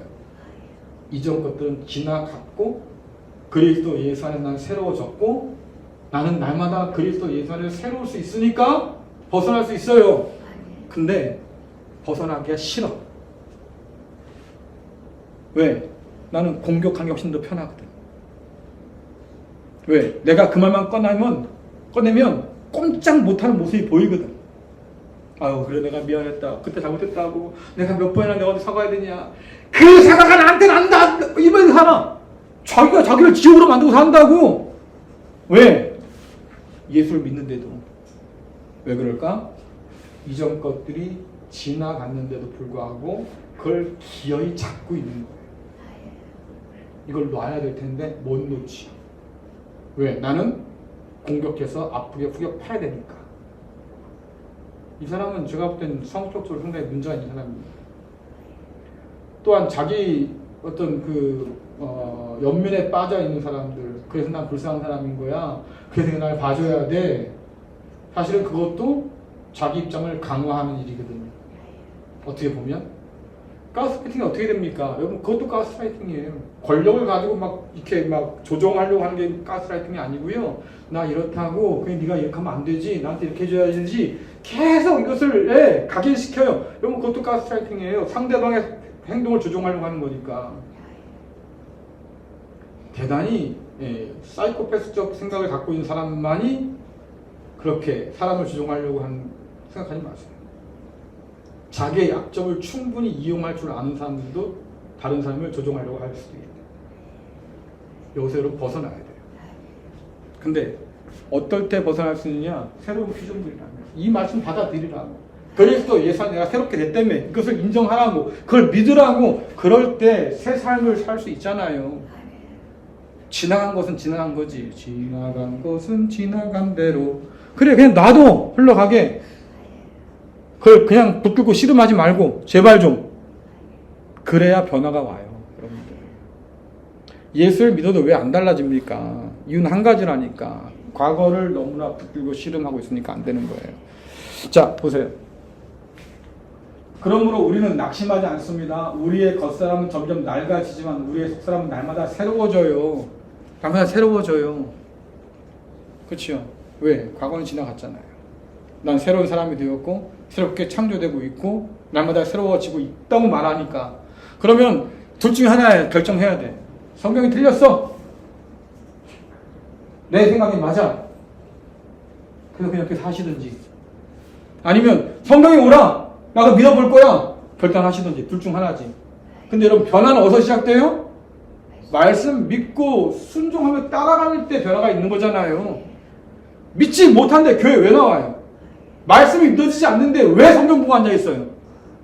말씀에서 가르치는 것이 정말로 우리가 세워졌고 새로운 피조물이고 우리를 세워지고 있다고 계속 가르치는데 혼자 과거에 붙들려 있으면서 나는 예수 믿는 사람이 어떻게 말할 수 있냐고요. 벗어날 수 있어요. 성경이 그렇게 말씀하잖아요. 벗어날 수 있다고. 제가 제일 싫어하는 얘기 가운데 뭐가 있냐면 그 노래 있죠. 새벽 다굴 때 난 괴로웠어. 이런 노래 있죠. 네? 그게 어디서 나온 얘기냐면 베드로 그 교회가 있어요. 저기 그 어디죠? 이스라엘에 가면 그 베드로 교회 꼭대기에 뭐가 있냐면 수탉이 이렇게 달려 있어요. 그 바람 풍량 그것 때문에. 근데 거기 나오는 전설이 뭐냐면 베드로가 새벽마다 깨서 울었다는 거야. 언제 깨냐면 수탉이 울 때 깼대. 수탉이 일어나서 꼿꼿이 울면 베드로가 내가 그때 그랬었는데 이 맨날 그랬다는 거야. 여러분 말이 안 돼. 왜? 용서 받았잖아 베드로는. 너 나 사랑하니? 너 나 사랑해?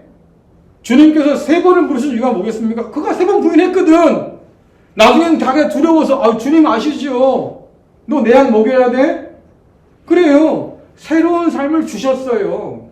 근데 왜 베드로가 맨날 울었다고 그래? 거짓말하고 있어. 그럴듯해 하긴 해. 감동이 오기도 해. 어머 베드로가 예수님 부인한 걸 평생 간직하면서 그렇게 생일마다 깨서 울었다는 거야? 얼마나 감동적이야. 근데 그거 거짓말이라고. 왜 거짓말에 속아서 살아요 여러분들? 아니라니까. 예수님은 그를 용서하셨고 그는 끝까지 예수님을 따르다가 죽었어요. 상처에 묶여 있었다고 하면 그 과거에 묶여 살았다고 하면 베드로는 못 살았죠. 바울은 다릅니까? 스스로 그래. 내가 죄인이 괴수였어. 교회를 핍박하고 예수를 핍박하던 바로 그 사람이었어. 근데 그분이 날 불러줬다고 너 내 것이라 말씀해 주셔서 내가 지금까지 이렇게 죽어라 일을 하는 거야. 그 은혜가 너무 고마워서. 과거에 붙들리지 않았다니까. 과거를 넘어서서 은혜를 받아들인 거죠. 여러분도 그럴 수 있어요. 여러분들 부탁드릴게요. 제발 매여 살지 말아요. 과거에. 자, 몸의 질병보다 죄로 인한 영적 질병을 치료하는 것이 더 절박하다는 것을 사람들이 어떻게 이해시킬 수 있을까요? 어떻게 이해하실 수 있습니까? 야, 몸의 질병보다 죄로 인한 영적 질병이 더 심각한 문제인 거야. 이걸 어떻게 이거 치료하는 게 더 급해. 이거 어떻게 할 수 있겠어요? 네? 어떻게 이해시킬 수 있겠어요? 내 눈이 죄를 범하거들라. 뭐라고 그래요? 차라리 그 눈을 뽑고 처음 간 게 낫다. 내 손이 범죄하더라도 차라리 그거 찍어버리고 처음 간 게 낫다. 그건 무슨 말이겠어요? 그래도 여러분 눈 빼란 얘기겠어요? 네? 손을 잘라버리는 얘기겠어요? 죄를 끊어내란 얘기잖아요. 죄를 끊어내고 천국 가는 게 낫다. 그 말은 뭡니까? 지금 당장 불편하고 힘들고 괴롭겠지만 그 편이 더 나은 결과를 가져올 수 있다는 거잖아요. 마찬가지다. 여러분들 내가 암에 걸렸어요. 아파요. 괴로워요. 얼마 안 남았대요. 근데 내 안에 소망이 있을 수 있는 이유는 뭐예요? 나는 하나님과 화해했거든. 내가 하나님 품에 안길 걸 알거든. 하나님이 나를 버리지 않고 내 아버지가 되어줄 걸 알거든. 그럼 여러분들 뭐가 더 중요한 거예요? 적어도 몸의 질병이 낫는 것도 참 중요하겠지만 마지막 순간에 서게 되면 하나님과의 관계가 온전한가가 훨씬 더 중요해요. 그렇잖아요. 하나님과의 관계가 온전하다고 하는 것을 우리가 믿는다고 하면 씨름하게 돼요. 병도 씨름하게 되고 내 죄와도 씨름하게 되고 그렇잖아요. 삶을 얼마 남지 않은 삶의 그 끝자락이라고 해도 굉장히 의미 있게 충만하게 그 삶을 살아낼 수 있겠다 그 말이죠. 하지만 몸도 아픈데 하나님과 관계 회복이 안 됐어. 그럼 이 사람은 절망인 거예요. 비빌 언덕이 없어요. 그렇죠? 그러니 그게 더 불행한 일일 수 있겠다. 그러니까 절박하다는 걸 안다고 하는 것은 어떻게 보면 그래서 영적으로 깨어 있다는 증거일 수도 있겠죠. 그렇잖아요? 깨어 있겠다는 증거일 수도 있겠어요. 그래서 제가 종종 아프신 분들 이렇게 만나고 신방하다 보면요, 그분들이 그래요. 예. 그래도 목사님 마음이 편안해요. 편안하겠어? 죽음이 시시각각 다가온다고 그러는데 편안하겠냐고. 근데 그 안에서 하나님과 관계 속에 누리는 그런 충만함이 있는 거예요. 그래도 하나님이 나를 끝까지 붙들어줄 걸 제가 알아요. 관계 속에서 누리는 그 충만함이 훨씬 더 크다.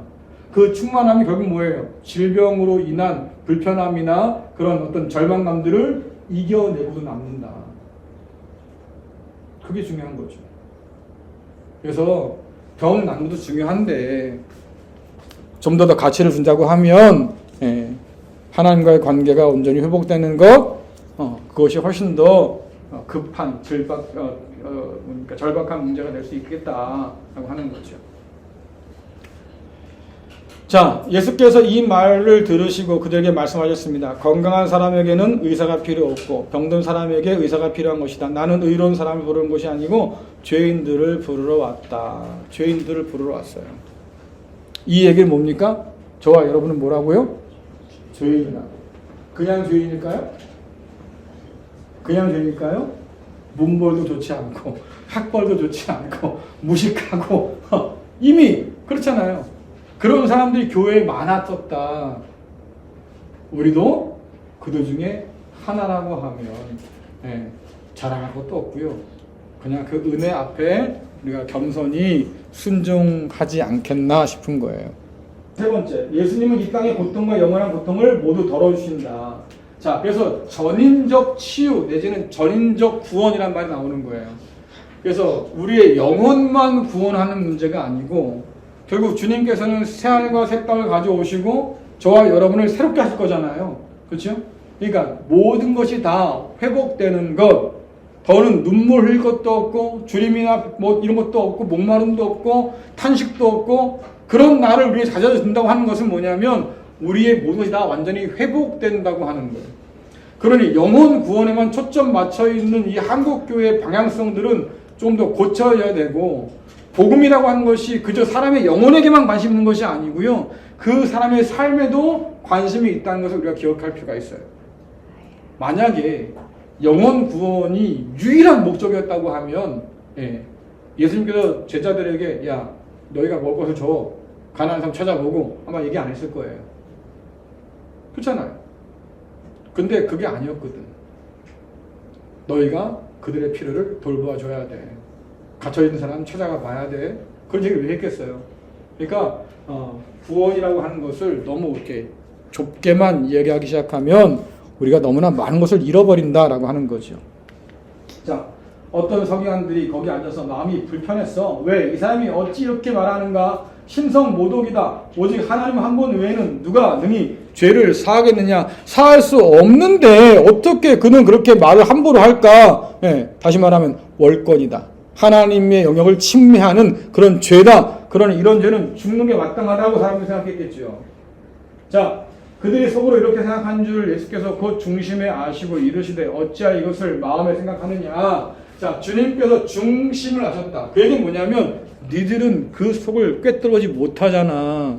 하지만 나는 그 속을 꿰뚫어 본단 말이지. 근데 내가 꿰뚫어 보니까 니들은 몸이 불평함만 보이지만 내가 볼 땐 그 영혼이 망가져 있다는 거예요. 그럼 누가 더 깊이 보는 거예요?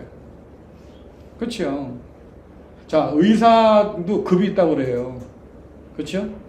좀 더 높은 급에 있는 의사를 뭐라고 그러냐면 심의라고 한답니다. 마음까지 살피는 사람이에요.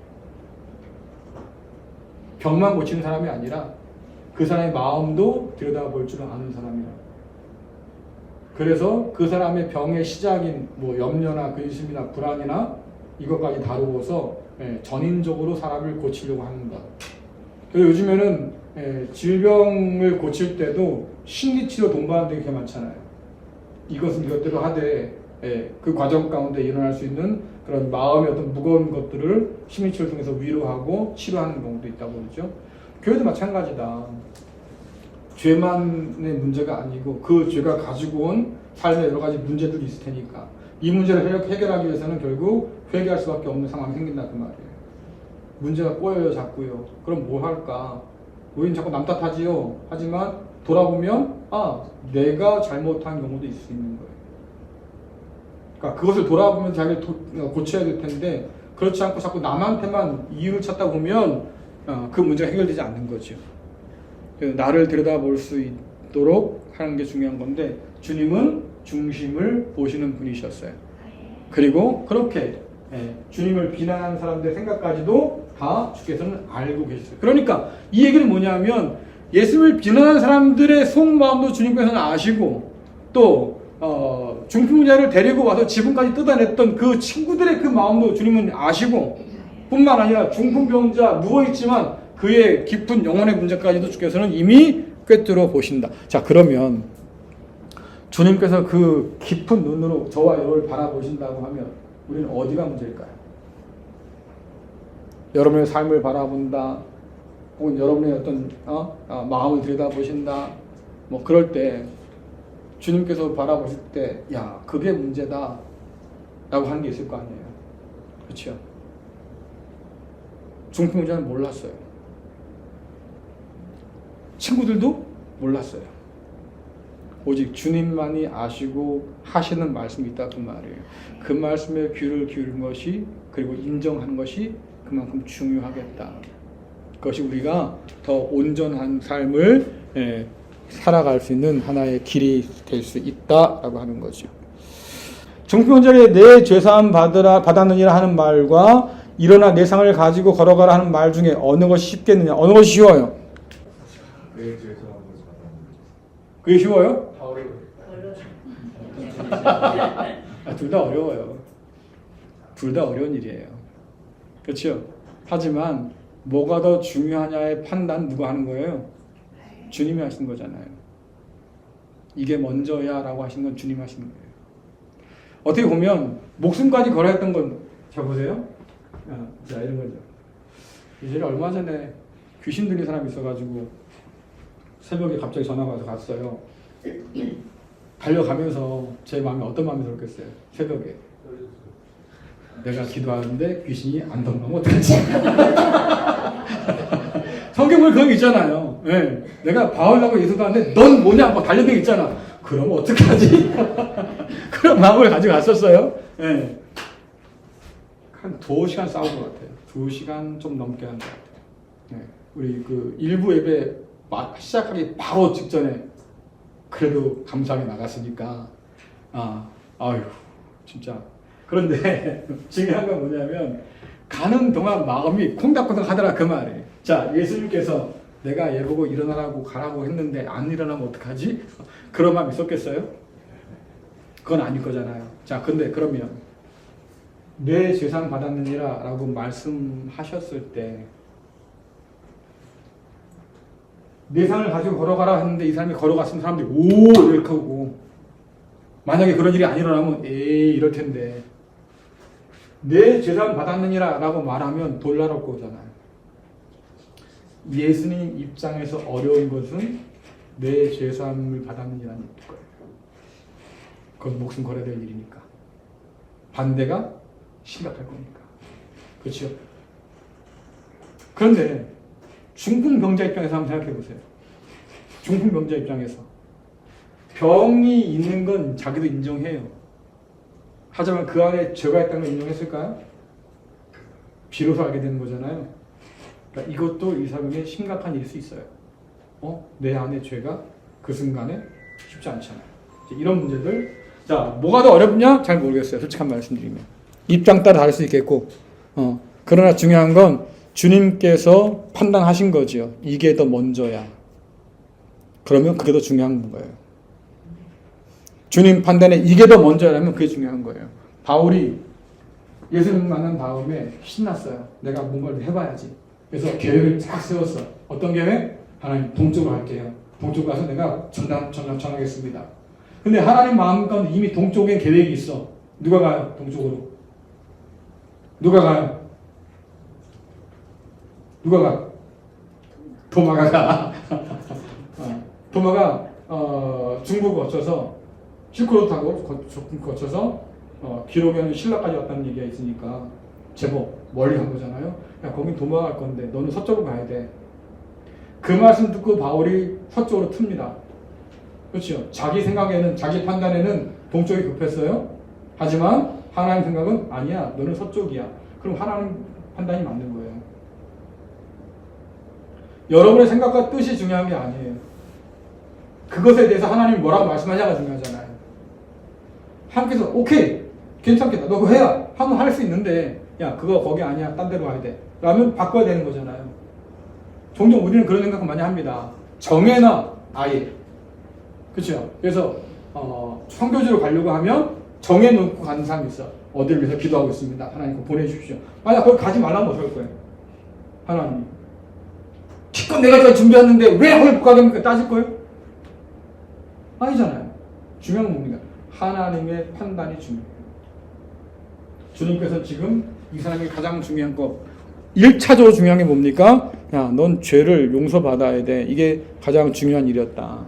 자, 그래서 그러나 인자가 땅에서 죄를 사하는 권세가 있는 줄 너희도 알게 하려 하노라 하시고 중풍병자에게 말씀하시되. 자, 보세요. 이것이 중풍병자의 만의 문제는 아니었다 그 말이잖아요. 이 사람의 죄를 용서받는 것은 물론이거니와 여기 있는 너희들도 내가 너희에게 죄 사할 수 있는 권세가 있다는 걸 보여주고 싶어. 그건 뭡니까? 내가 그 하나님이야 라고 하는 것을 이 기회를 통해서 이렇게 보여주는 거잖아요. 어떻게 보면 이것은 일석이조인 그렇죠?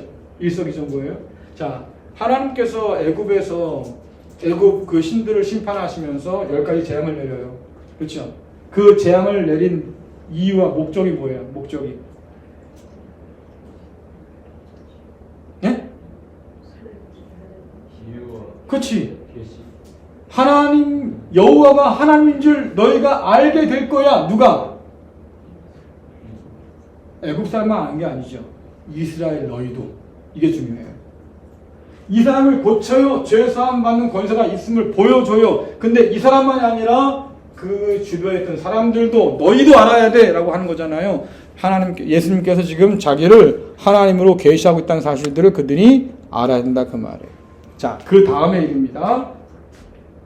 내가 내게 이르노니 일어나 내 상을 가지고 집으로 가라 하시니 그가 일어나 그 상을 가지고 모든 사람 앞에서 나아가거늘 그들이 다 놀라 하나님께 영광을 돌리며 이르되 우리가 이런 일을 도무지 보지 못하였다. 그들이 다 주변에 모였던 사람들이 다 누구한테?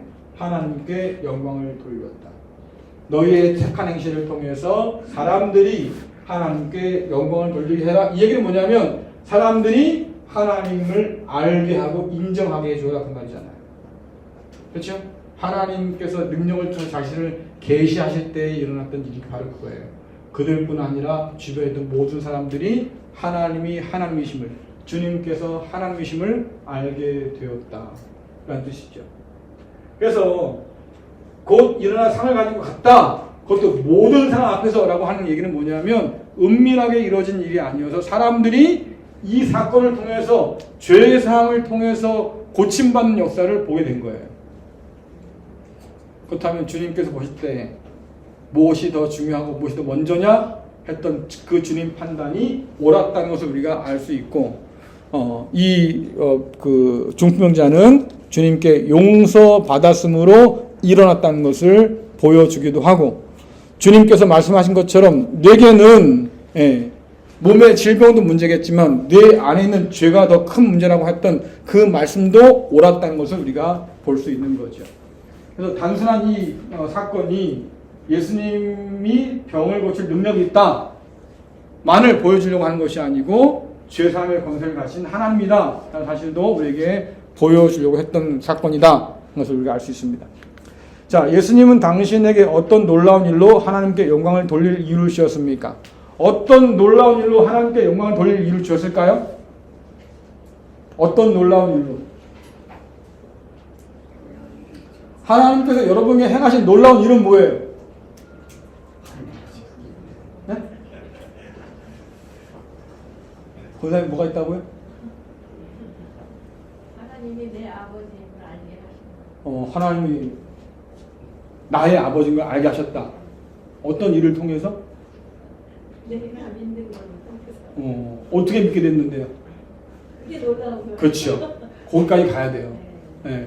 그냥 그런 게 아니라, 야, 내가 하나님을, 바울처럼, 난 예수를 핍박하던 사람이야. 난 하나님을 열심히 섬겼던 사람이긴 하지만, 하나님의 뜻에 난 반했던 사람인 거야. 난 그게 하나님을 위한 일인 줄 알았어. 이런 내가 지금 예수를 증거하고 있다. 이런 거잖아요. 그 극적 변화가 어떻게 생겼습니까? 하나님께서 나를 찾아오신 은혜로만 생긴 거잖아요. 놀라운 일이긴 하지요, 이것도요. 또, 하나님께서 여러분에게 어떤 놀라운 일로 하나님 영광을 돌릴 일을 주셨습니까? 많아요. 그렇죠? 많아요. 자, 여러분 중요한 건 뭐냐면 그거예요. 아까 우리가 처음 했던 얘기에 돌아가서 내가 그 사고에서 구원받았어요. 건진받았어요. 살아났어요. 하나님 살려줬어요. 하나님 땡큐 감사합니다. 끝. 그게 아니라 뭔가 하나님의 행하심에 관한 이야기들을 내가 할 수 있는 거잖아요. 내가 예수 믿을 줄 몰랐단 말이에요. 근데 날 불러서 날 구원하셔서 내가 이제 하나님 아버지라 부르게 됐어요. 엄청난 변화거든요. 이걸 내가 증거하냐 그 말이에요. 그걸 내가 하나님 사람들에게 내가 말하냐 그 말이에요. 또 어떻게 보면 놀라운 일에 대한 정의를 다시 할 필요가 있겠는데, 그렇죠? 여러분이 생각하는 놀라운 일은 뭐예요? 여러분이 생각하는 놀라운 일. 거의 불가능했던 거를 가능하게 뭐 그런 일이겠죠. 그렇죠. 그런 일이겠죠. 근데 여러분 그 생각 해보셨습니까?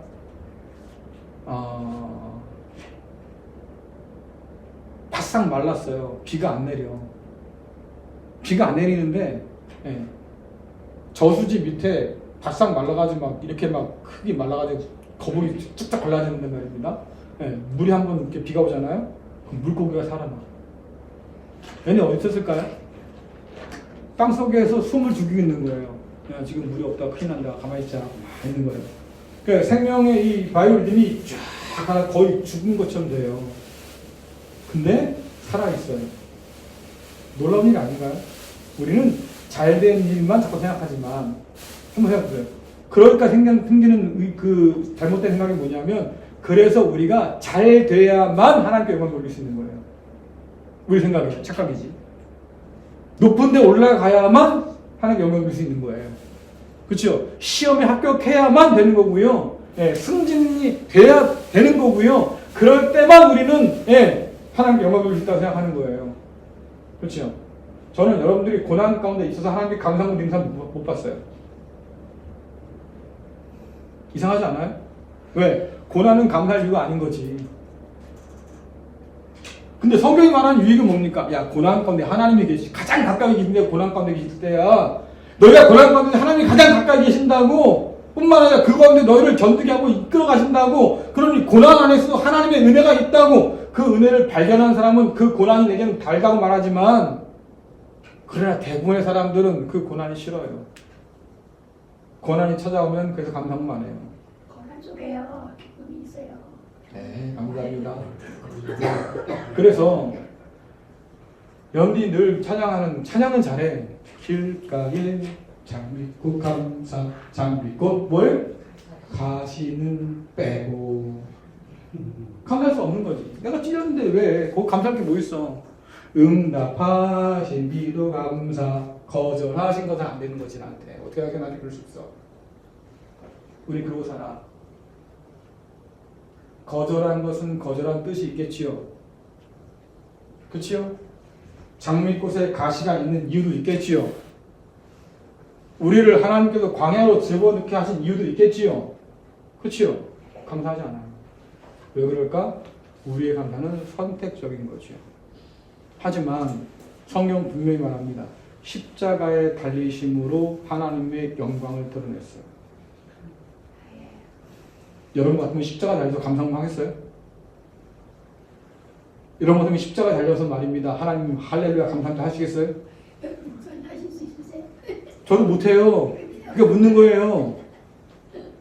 우리의 믿음이 거기까지 가려고 하지 않고 그냥 그 바닥에만 놓여 있으면 우린 잘 될 때만 하나님이에요. 잘못되면 하나님 뭐 없어.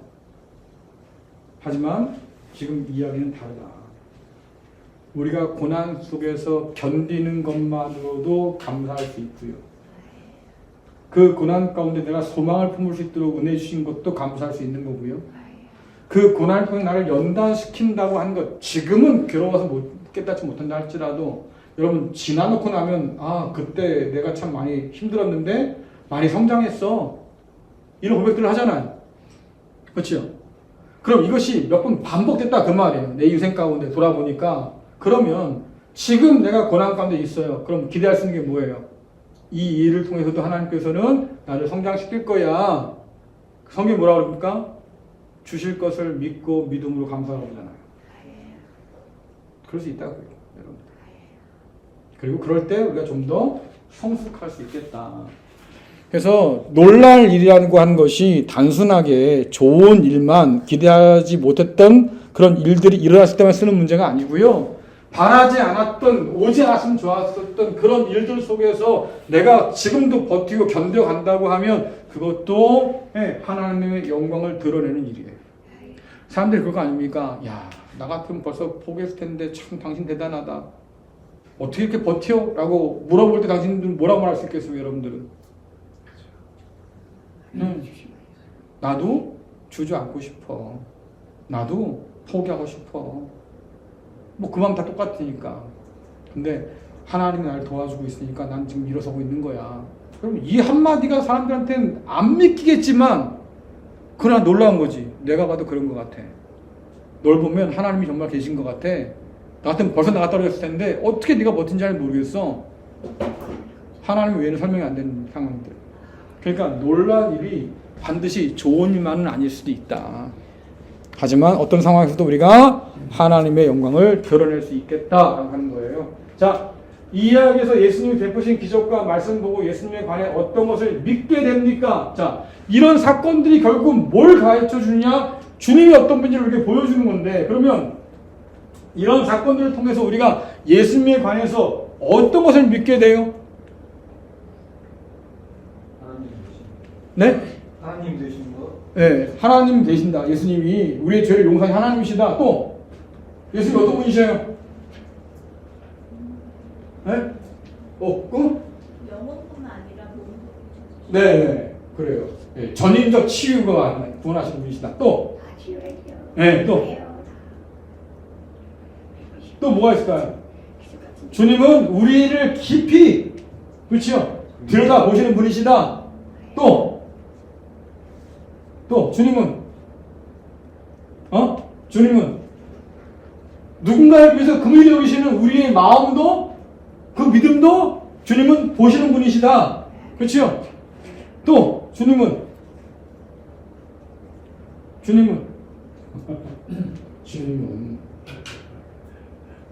여러분들 제가 숙제 하나 드릴게요. 이거 숙제예요. 다음 주 꼭 해오셔야 돼요. 네, A4 용지 2장 분량으로 또 글씨를 크게 쓰면 되는구나 이러지 마시고, 자, 요 사건을 가지고 우리 주님이 어떤 분인가를 한번 써보세요. 1번 어떤 분, 2번 어떤 분. 이 사건 안에서 발견되는 주님은 이런 분이구나, 여러분이 깨닫는 대로 한번 써보시라고요. 아시겠죠? 야, 제가 오죽하면 제가 숙제까지 내주겠어요 진짜. 예? 자, 그 다음 보겠습니다. 예수님의 기적은 다른 사람들의 영적 치유를 위해 복음을 나눈 일에 힘쓰도록 어떻게 격려합니까? 어떻게 격려해요? 어떻게 격려해요? 예수님의 이 기적, 다른 사람의 영적 치유를 위해 복음을 나눈 일에 힘쓰도록 어떻게 격려해요?